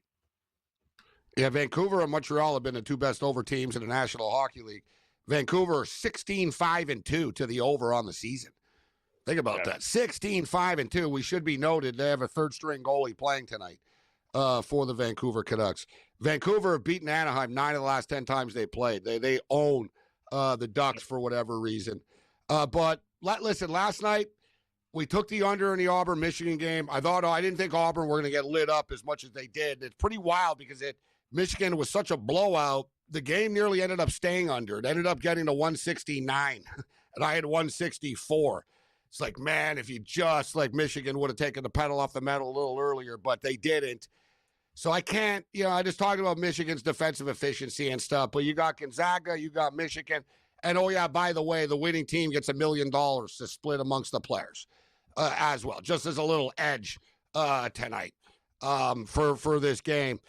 There's going to be points, so I'm going over to 160, over 164. Michigan, Gonzaga over. All right. Next one for me, hockey again. Give me the Dallas Stars playing great hockey. They're playing at Seattle, which is an extra bonus. Only laying minus 125, 126 or so. They've beaten Seattle 8 straight. So, and there's 7-2 their last 9 games. Seattle struggled a little bit, and they've owned them over the years. As we say, don't make this stuff harder than it has to be. Give me Dallas minus the 126 or so against Seattle. For hockey fans, there are a bunch of late hockey games coming up tonight, and basketball as well. So, the holiday season has begun, sort of rolling into tomorrow with the games. But I agree with Scott with the over in the Vancouver Canuck game. Listen, we know the style that Anaheim plays. Vancouver just can't keep the puck out of the net, right? It's the style that they play. Vancouver, they don't really hit anybody. So, Vancouver fly around. They're a good skating team. As I stated, for whatever reason, they've owned the Ducks. The Canucks season is falling apart. The Vultures are already out as far as breaking the team up and trading everything. I think it will be a higher scoring game. I actually think Vancouver are going to beat them again, but I do agree with the over. Let's go over 6.5. All right. Last one for me. Another hockey. We're on a roll here with these trends, right? How about Vegas? You got to lay a hefty price here. And they're not playing great, I will say. Minus 180 at home against Ottawa, but they're 11-1 their last 12 against the Senators. Now, the Senators are a little bit better the last couple of seasons than what they've had been. So you got to build that into that 11-1, kind of like that 15-1 against the Blackhawks we did earlier in the show. But 11-1, including 6-0 at home where this game is. This is kind of a get-right game for Vegas. Give me Vegas laying the minus 180. My last pick, as far as the pickoff concerned, will be San Diego State and Baylor. We talked about that Duck game last night. And why the Ducks? Right. Why is the point spread? San Diego State lit them up, right? I'm telling you, Oregon aren't the same team that they used to be. But I'm not sure San Diego State are the same team that they used to be in the sense that people always talk about, unders with San Diego State. They hung 97 on the Ducks last night. They scored 107 against Troy a couple of games ago. Michigan held them to 54, but they gave up 94 in that game. Idaho State, they scored 73. Long Beach, they scored 77. The San Diego State team has been scoring, and then you look at the Baylor Bears, 4-1 to the over on the season. Baylor, routinely, basically, they've topped 90 basically in almost every game that they played except for 2 this year. They did just get beat down by St. John's, 96-81, but I'm looking, I got 147.5, very manageable number for a Baylor game in San Diego State. Let's go over in Baylor and San Diego State. All right.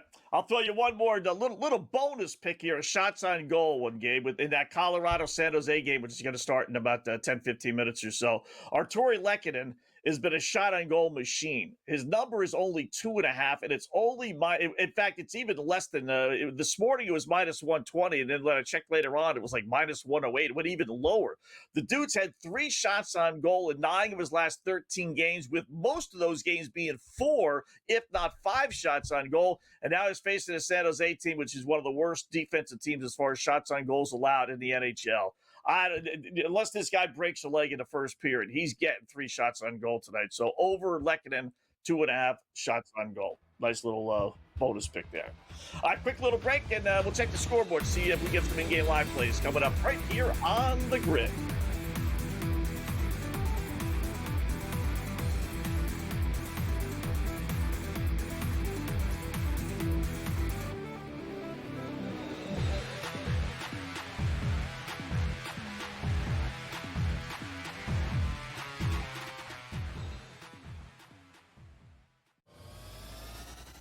He's the fan favorite. They love talking about Stafford, the 38-year-old guy. He's the Super Bowl champ. We got the family. Any opportunity to pump McVay and Stafford as a team, they do that. They love this team. They love Aaron Donald, and rightfully so. Best defensive player, but they love to pump up Stafford. Pro Football Today, only on SportsGrid. When you look at Duke, you got to look at Cam Boozer. 18 points. The Bruiser, I may call him. 18 points, 10 rebounds, 5 assists. I know he shot the ball 1 of 4 from 3, but he's showing his ability to really be a different player than his dad. A little bit more dynamic, a little bit more athletic.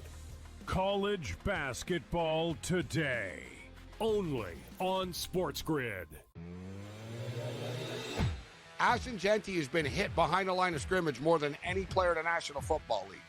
Yep. So you just gave him the ball in the end zone. Do the math. How's that going to work out? It's like what I said earlier. You got hit behind the line of scrimmage. You got tackled in the end zone. Yeah. Oh, they're terrible. But the thing is, Brady, you draft offensive linemen before you draft a star running back. Like they went backwards. In-game live, only on SportsGrid. Goff and Mahomes were never taken serious. Hurts won't be even if they're the 1 seed. Jonathan Taylor plays running back. Stop. Mahomes lost the head-to-head to Josh. Can I confidently eliminate every single person booked behind Josh Allen to at least beat out Josh Allen? So I'm in a head-to-head with Stafford May? Game time decisions. Only on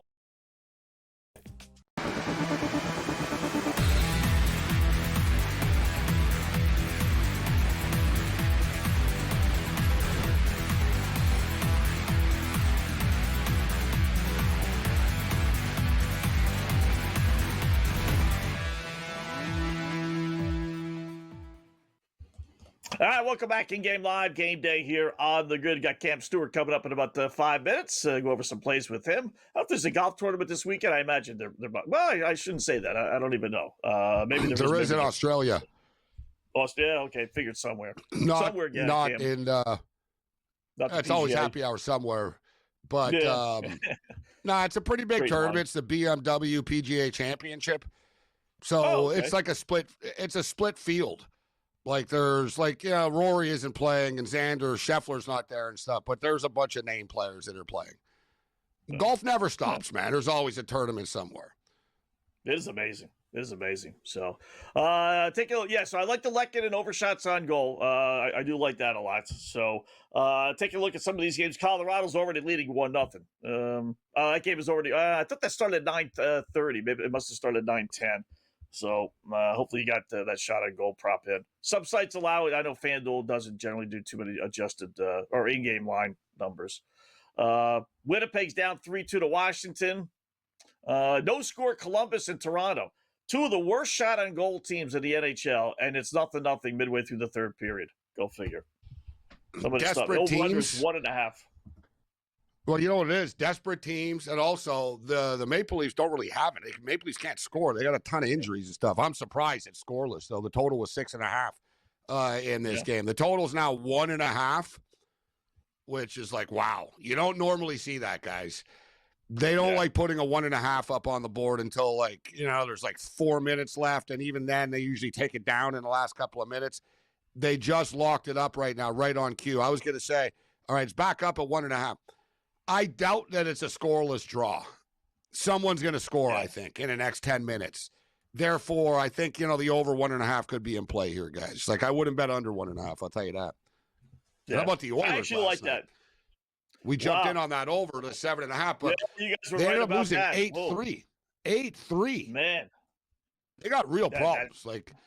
It's one thing to lose, but they're like a football team that's losing 48-14 every game now. They're giving up a ton of points, man, a ton of goals. Yeah. And you didn't see, think it would Connor be that McDavid. crazy.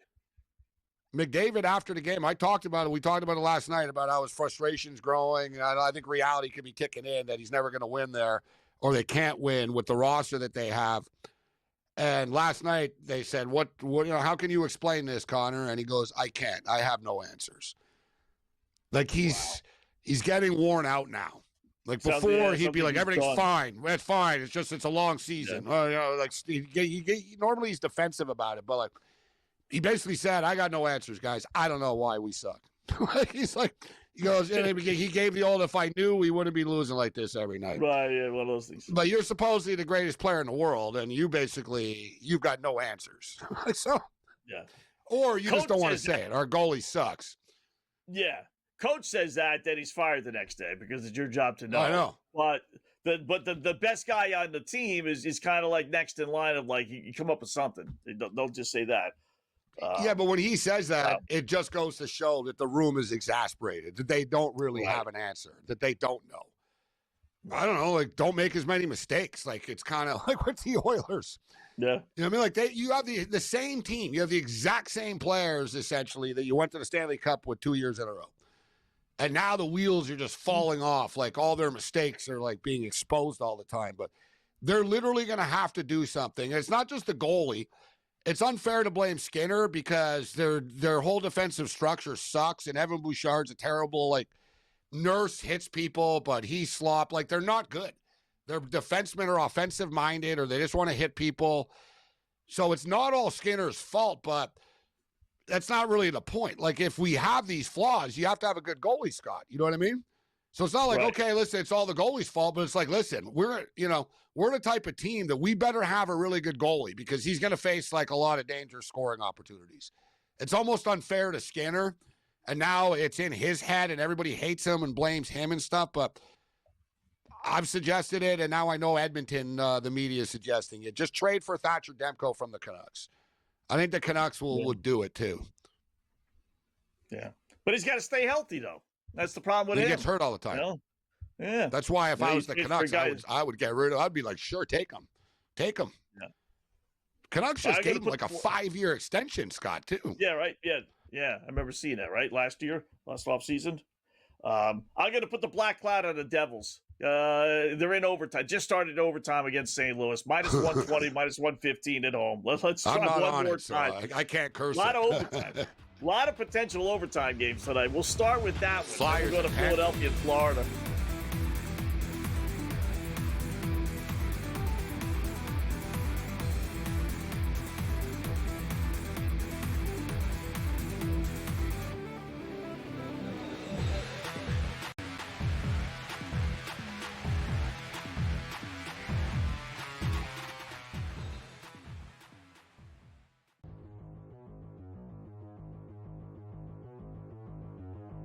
Let's play our game of buy or sell. Buy or sell. Thursday night football should end after week 10, George. You going to buy or sell this? It's too short a week. It's not healthy for the players. You'll never be able to convince me otherwise here.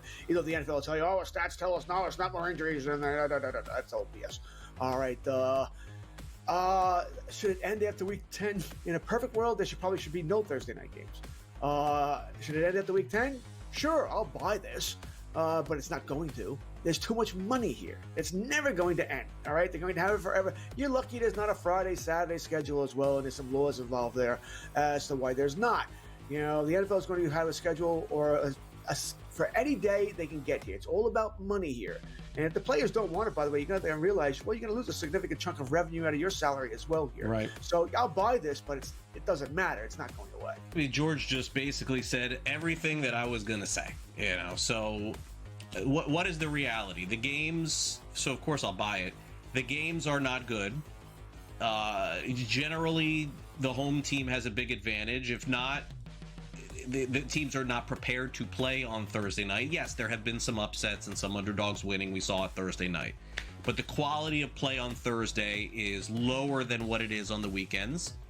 And there's no end in sight to it because of what George said, the money. That's just all that matters. If Amazon Prime doesn't take it, Netflix will take it. If they don't take it, Apple will take it. If they don't take it, somebody else will take it. I don't know. Hulu, I don't know. You make it up. Someone will.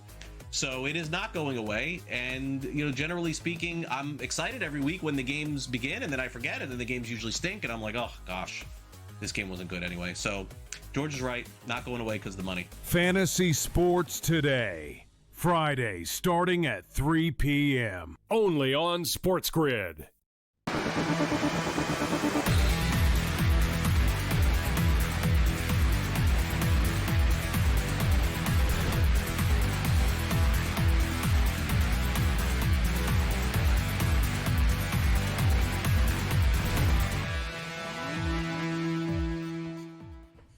All right, welcome back in Game Live. Game day here on the grid on a wonderful Wednesday, one day before Thanksgiving. We got football tomorrow. We got hockey tonight, college basketball tonight, NBA tonight. We got it all this evening. Let's bring in our good buddy Cam Stewart, SportsGrid host. You see it here all the time. In fact, the guy I'll be working with Friday afternoon from noon to 2, as a matter of fact. So what's going on, Cam? How are you tonight? Happy Thanksgiving, guys. Oh, doing pretty good. Just watching a lot of these games. A little bit of NBA, Gabe, with the Raptors. They won 8 in a row, and they were down early in this game. Now have a 6-point lead on the Pacers. And watching hockey, 1 point now. Scott.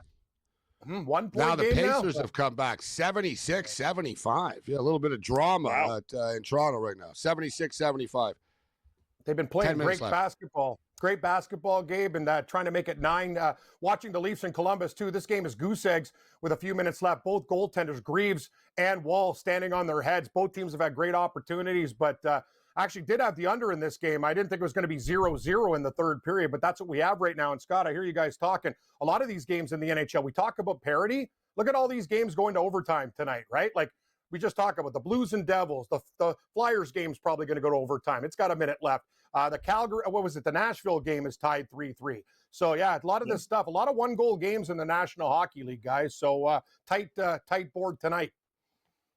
And Devils just won. How about that? 3-2. Good for you, no dark cloud. Yeah. There you go. No Sunshine. dark cloud there. Yeah. Flyers are not going to go to overtime. I think they're going to win. They just scored. Wow. Twice. In fact, you got the empty netter. Yeah. Empty netter. So it was 4-4-2 now. Flames continue to suck. The Wild and the Blackhawks scoreless after the first period of play. That's somewhat of a surprise. But we talked about the Blackhawks aren't scoring suddenly right now. And you got the Canadians and then Utah ready to drop the puck.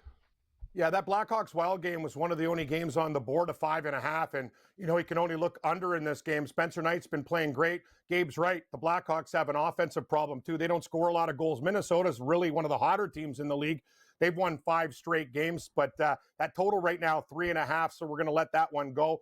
Montreal and Utah, they're going to drop the puck in a couple minutes there. Interesting game, 5.5. Montreal playing to a lot of overs. You could have 6 goals in that game. I would lean over there. Don't really love that one, but I do like the 10-10 Eastern game, the last game of the night. The Dallas Stars absolutely annihilated the Edmonton Oilers last night, and Seattle's the Kraken are there playing very good hockey, by the way, kind of underrated hockey if you look at the record, and they're plus 105 tonight. Dallas is going with Casey DeSmith between the pipes. I will take a shot with the Kraken as my dog of the night, plus 105. Seattle over Dallas. They've beaten them 8 straight. I don't know if that would turn you off. Probably not, especially with the backup goaltender. But no. All right. How about my Anaheim Ducks? It's one of the shortest road trips, too. It's one of the shortest road trips, Vancouver, Seattle. So, right. Well, you know what? I guess it's on the East Coast, they're short, too. But, so it's not some sort of or Edmonton, Seattle, etc. Actually, you know what? That's kind of a bitch for Sorry, I got confused with Vancouver going to the Vancouver game tonight. Yeah, Edmonton to Seattle is not a ton of fun for them. So yeah, they got there kind of late at night last night. Yeah, it's just Dallas is a better team, but also a lot of revenge from Edmonton knocking them out of the play. You could tell they wanted to beat down the Oilers, and they kicked them in the face. So I think it's one of those things, maybe the Kraken can jump on Dallas, and they've actually been playing better hockey. Gabe, I don't know how you feel about Vancouver and Anaheim tonight. Total 6 on FanDuel. It's 6.5 with a 44 to the over. Yeah. Should be lots of goals in that game. I lean Anaheim, but I don't like the price at 60 cents. But guys, maybe this game starts and you don't get a goal and you can get a 5.5 and jump on it. There should be goals in this game between Vancouver and Anaheim. I don't know what to do with Ottawa and Vegas. I'm probably going to let that game pass. Ottawa's been playing pretty good hockey, but I'm going to need a little bit more than 50 cents to bet against the Vegas Golden Knights at home. Yeah. Not a bad idea with that Vancouver game, Cam. Just wait 2-3 minutes. You're taking a chance that there's a goal not being scored, but it is what it is if there is. Let it at least get the juice out of there. You might not get the 5.5, but at least you won't be laying minus 145 or so, which is kind of lot of Canuck games have started off slow. Actually, we actually have the numbers for their first period, their first period over unders. And it's surprising because you figure a team that is 16-5 to the over on the season would be extreme, with the 2 pushes, would be extreme to the over. But we've got it at 12-11 right now. Pretty wild. First periods, 12-11. The Canucks have played in quite a few games. The Blackhawks, the Western Conference, the Blackhawks have done the same thing where a game is scoreless and the next thing you know, it's 3-3. Vancouver have done that quite a bit. Anaheim, on the other hand, have been better in the first period to the over. 13 overs, 8 unders, 1 push as far as first period totals are concerned for the Anaheim Ducks this year. They must have added 2 once to get a push. Yeah. Wow. That's rare. Columbus scored, boys. This is going to be unreal. If the Leafs lose another game, that'll be they have not beat Columbus once this year. So 1-0 Columbus. We have under 5 minutes left in the game. They're already talking at the intermission. I said over 1.5. Yeah. Yeah, well, might get an empty netter there too. So Wall's playing good for Toronto. They just have no offense right now. Nothing's going in the net. Tavares is playing well, but the rest of the team really, really slacking. And heads are going to roll pretty soon, guys. This is bad. This is like a desperation point they were talking about, but no goals again tonight. Not a good look. No. And Columbus is 5-1. Columbus is good. Toronto for some reason. They own them. They just seem to. They own them. Some decent NBA games, including Houston and Golden State tipping off here in about 30 minutes or so, 35 minutes. Warriors at home, only a 2.5-point favorite. Not used to seeing that, but the Rockets obviously a pretty good team. Any thoughts on that one? Yeah, no, actually, you know what, Scott? I'm going to go dumpster diving with my NBA tonight. I know the Spurs are a better team, but I'm going to take a shot with Portland tonight. Just it's a 1-point spread there. I like the Portland Trailblazers tonight. I know a lot of the times you just look at these games and go, what's going on? It's a little bit fishy. I think Portland actually could be the play tonight. So I'm going to have a small play on the Portland Trailblazers. I'm not touching that other game, and I'm waiting for the Raptors game. I took them when they were down 10 points in this game. But as Gabe mentioned, it's getting very, very tight right now. 1-point game. Big game, Scott, with the Rockets. and the Warriors, but in typical NBA fashion, Kevin Durant not playing tonight. Oh, of course. Yeah. So, like, that's, you look at the game, and it's like, well, look at it, and it looks all, this is a big showdown, and, Kevin Durant going back to Golden State and stuff. He's not playing, personal reasons. So, I don't know. I'm not going to criticize him. I don't know what the personal reasons are, but Steven Adams is out. Kevin Durant is out. Dorian Finney-Smith is out.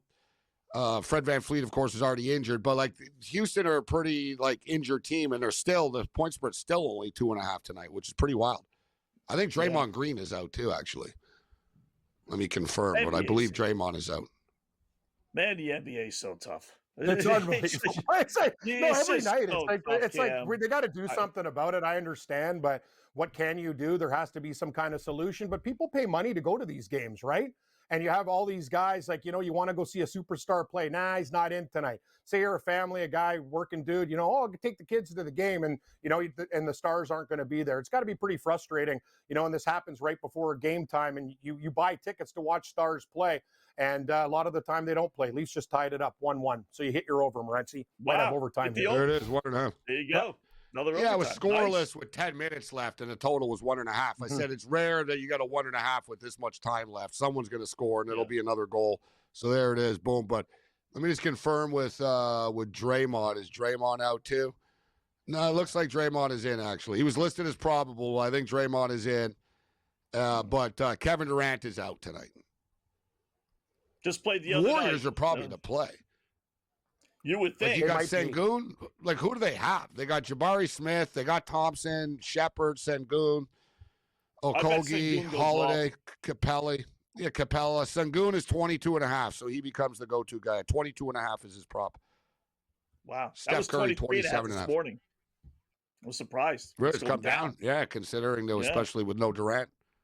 You guys touched this NC State Texas game. I know the Michigan game in Gonzaga ready to tip off. Little piece of the Wolf Pack tonight against the Longhorns. I think they get it done. All right, there you go. Tim, great job as always. We will talk on Friday. Saturday. Appreciate it. Later, man.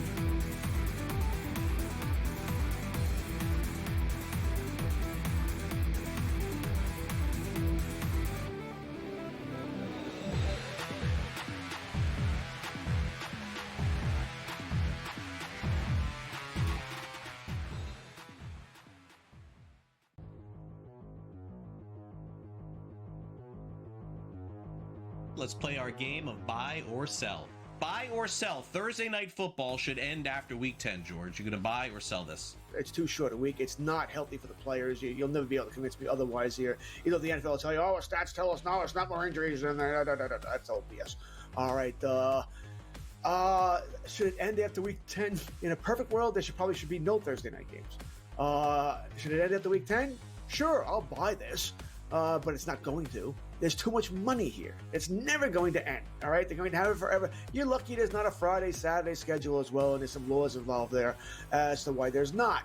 The NFL is going to have a schedule or for any day they can get here. It's all about money here.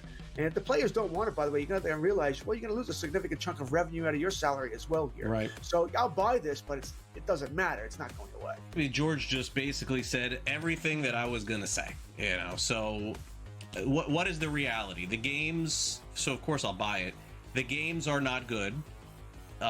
Generally, the home team has a big advantage. If not, the teams are not prepared to play on Thursday night. Yes, there have been some upsets and some underdogs winning. We saw it Thursday night.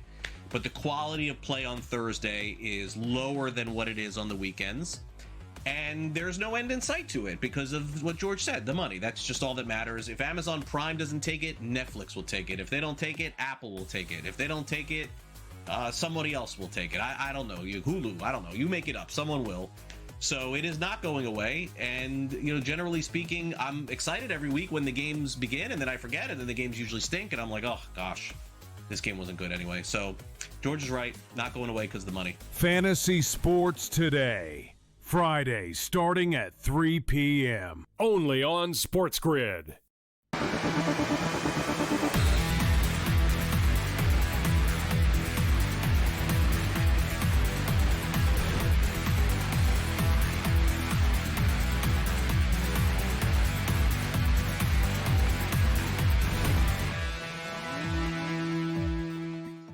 All right, welcome back in Game Live. Game Day here on the Grid. Scott and Gabe, thanks again to Cam Stewart, Sports Grid host. You see it here all the time here on the Grid. So a couple of other college basketball games. My under St. Mary's, I got a shot there. It's 55-47. St. Mary's hasn't played in a little while for some reason.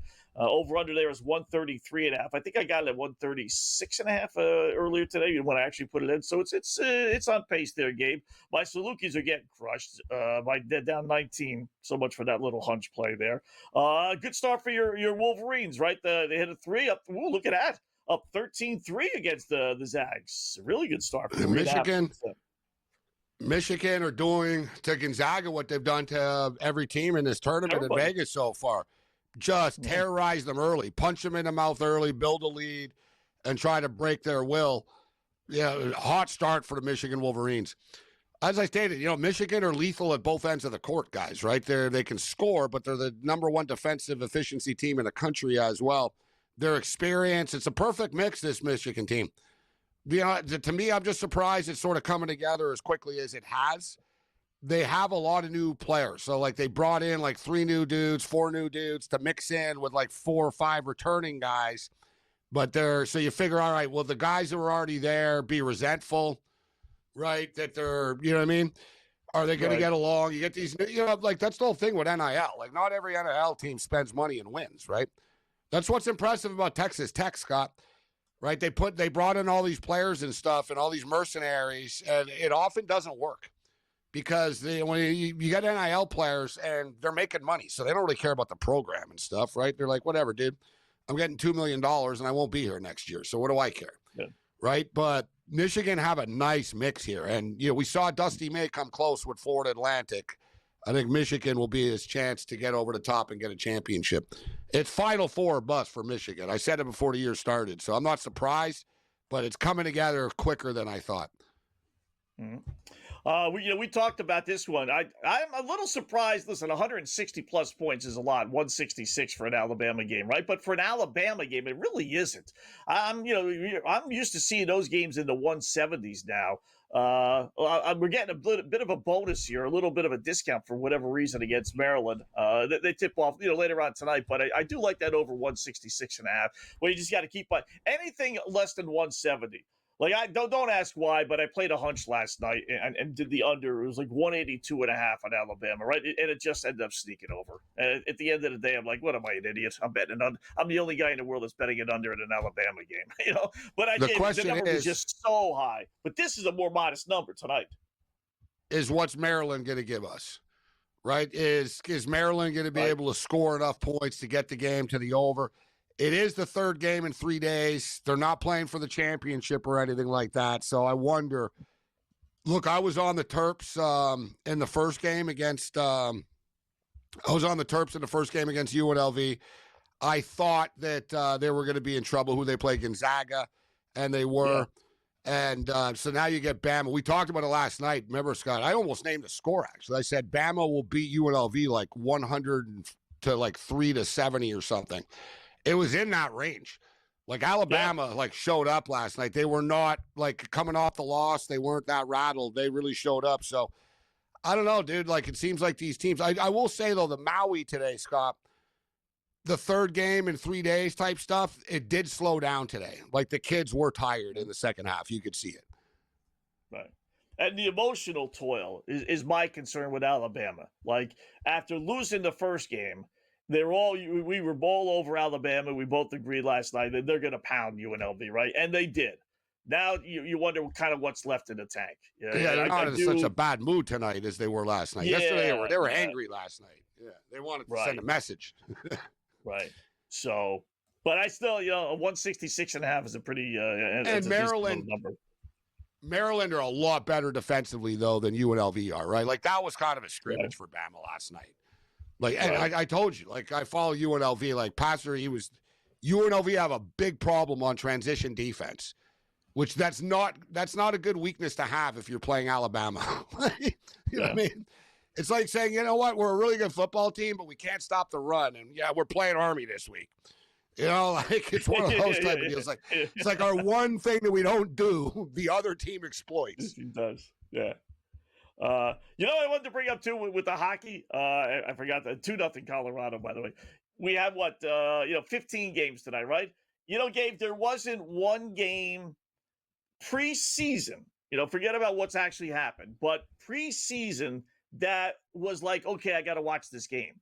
Like I thought with 15 games there would be a Colorado versus Vegas, Colorado versus Dallas, Carolina versus Washington, maybe a couple, right? 2 or 3 headliners, and that draws attention to all the other games. But there really wasn't one game out of the 15 that before the season you said was going to be a great, maybe Winnipeg, Washington, maybe that would have been the one, but everything is like one good team, one bad team, one good team, one bad team. There was like nothing to draw you to the table. The best teams, in the NHL. Rangers, Carolina tonight, I guess. That would have been the sort of the glamour one. But you're right. Like as far as the NHL is concerned, they can't really help who's good and who isn't per se. That's why I said at the beginning of the year. Like you said. And you don't have exactly like bangers on the way out here that non-hockey fans would care about or bettors like Ottawa and Vegas. And then like Ottawa and Vegas, literally the two teams where nobody's a fan of them outside of Ottawa and Vegas. And then you got Vancouver who are struggling and they got an angry fan base. The Ducks are happy. The Duck fans are somewhat happy. That should be a fun game though. So we said the Canucks 16-5-2 to the over on the season. And the Michigan Wolverines off to a strong start in Vegas tonight. What's the updated number in this basketball game? Gonzaga only with 5 points right now, 16-5. Michigan are now 5.5-point favorites. They're up 16-5. Wow, how about that? You play a little defense, and some of these numbers come back down to earth with these college basketball teams and NBA for that matter. So. Michigan are good. Updated number 172. Like when you watch them, they're good. Yeah. Like they're big. Like they're bigger than some NBA teams are. Like they're big dudes on Michigan. They play fast. Like they're a damn good team. We'll wrap up shop next.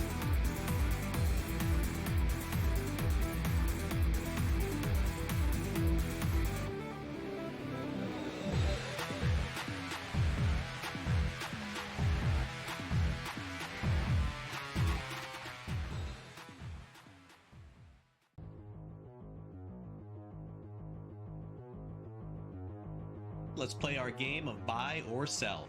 Buy or sell. Thursday night football should end after week 10, George. You going to buy or sell this? It's too short a week. It's not healthy for the players. You'll never be able to convince me otherwise here. The NFL will tell you, stats tell us now it's not more injuries in there. That's all BS. All right. Should it end after week 10? In a perfect world, there probably should be no Thursday night games. Should it end after week 10? Sure, I'll buy this. But it's not going to. There's too much money here. It's never going to end, all right? They're going to have it forever. You're lucky there's not a Friday, Saturday schedule as well, and there's some laws involved there as to why there's not. The NFL is going to have a schedule or for any day they can get here. It's all about money here. And if the players don't want it, by the way, you got to realize, you're going to lose a significant chunk of revenue out of your salary as well here. Right. So I'll buy this, but it doesn't matter. It's not going away. I mean, George just basically said everything that I was going to say, so what is the reality? The games, so of course I'll buy it. The games are not good. Generally, the home team has a big advantage. If not, the teams are not prepared to play on Thursday night. Yes, there have been some upsets and some underdogs winning. We saw it Thursday night. But the quality of play on Thursday is lower than what it is on the weekends. And there's no end in sight to it because of what George said, the money. That's just all that matters. If Amazon Prime doesn't take it, Netflix will take it. If they don't take it, Apple will take it. If they don't take it, somebody else will take it. I don't know. Hulu, I don't know. You make it up. Someone will. So it is not going away. And, generally speaking, I'm excited every week when the games begin and then I forget and then the games usually stink. And I'm like, oh, gosh, this game wasn't good anyway. So George is right. Not going away because of the money. Fantasy Sports Today. Friday, starting at 3 p.m. Only on SportsGrid.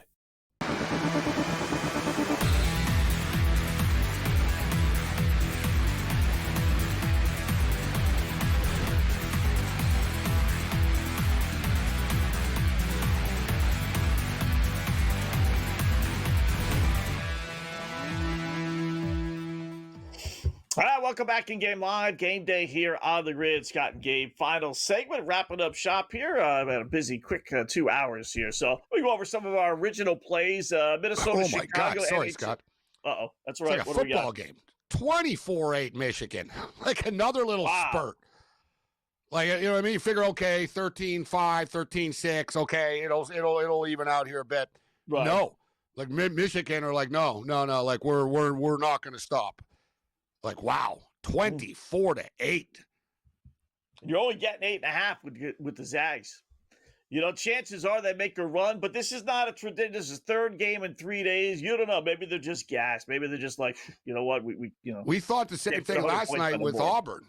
I thought, you know what, Auburn, like maybe Michigan are that good defensively, and they're just gonna like break Gonzaga's will here. But you figure Gonzaga have to start scoring. Total is 170.5 right now. Michigan are doing they're scoring so much that they're helping the total up, but we're going to need Gonzaga to start scoring for this game to go over the number. Oh, yeah, absolutely. FanDuel's got that 174.5 even. So, yeah. 27-10 right now. So we just hit a couple of shots. Wow. All right. Yeah, they got to put at least 70, right? At least 70 on the board. Even if you thought Michigan was going to put 100 on the board, more than likely, really 75 still. 95, 75. Sneak over. That's a big Michigan number. won. They want that money. They don't want the cup. I was going to say, we want the cup. No, we want the check. Where's that check? Yeah. we were talking about that in a break, Gabe. Where's that check? Where's that $1 million you promised us? Yeah, they're giving players money. It's just like, I understand the NIL, but this is just like, it's college sports is just nuts. Just freaking nuts. It's not college sports anymore. Let's call it out for what it is. Like, they're pros. Yeah. Like, they're pros. They are when you're playing for money, pros. when you're playing for money in an arena in Las Vegas on a Wednesday night in a city you're not from, you're called a professional athlete. Yeah. It's like playing a concert. I played the MGM Grand. No, I'm not a professional musician. No, I just play arenas like all the time, and I get paid. But I'm not a pro. No, I'm not a pro. I'm an amateur. OKC and then they'll screw over like in the Olympics. They'll screw over some like skier. Oh yeah, you took a sponsorship deal. You're eliminated from the. You're a pro. It's like you got NBA players playing here. What do you mean? You got skateboarders covered in sponsors at the Olympics, and they pinch some people like figure skater. Well, you took money once. That made you're now ineligible now. Yeah. It's like, whoa, you win a tournament, really? which won money. You won a trophy, that counts as money. Yeah. It's nuts. Some of the rules they have is just like, I never understood that anyway. When the U.S. Team USA basketball was sending amateurs, and everyone else was sending their pros, it's like, how does that work? I mean, what do you mean that I thought you had to be an amateur to be in the Olympics, but yeah, it doesn't make too much sense. They pick and choose. Final possession. Yeah. Raptors tied with the Pacers, 30 seconds left. 95 all. 95-95. And there's Pascal Siakam, former Raptor, just got blocked at the rim. Raptors ball, 10 seconds. They don't call the timeout, so here we go. We'll see. And, like I said, they know what to do. They just gave it to Brandon Ingram. Let's see if he can finish it off. Ingram. He did. And he hits it. Boom. What did I say? I said this about the Raptors the other night. They've got a guy now that they know. We're going to get him the ball. Before it was like, should Barnes take it? Is quick, like, you know what I mean? It was RJ Barrett. Right. Like, who's going to take the shot? Siakam.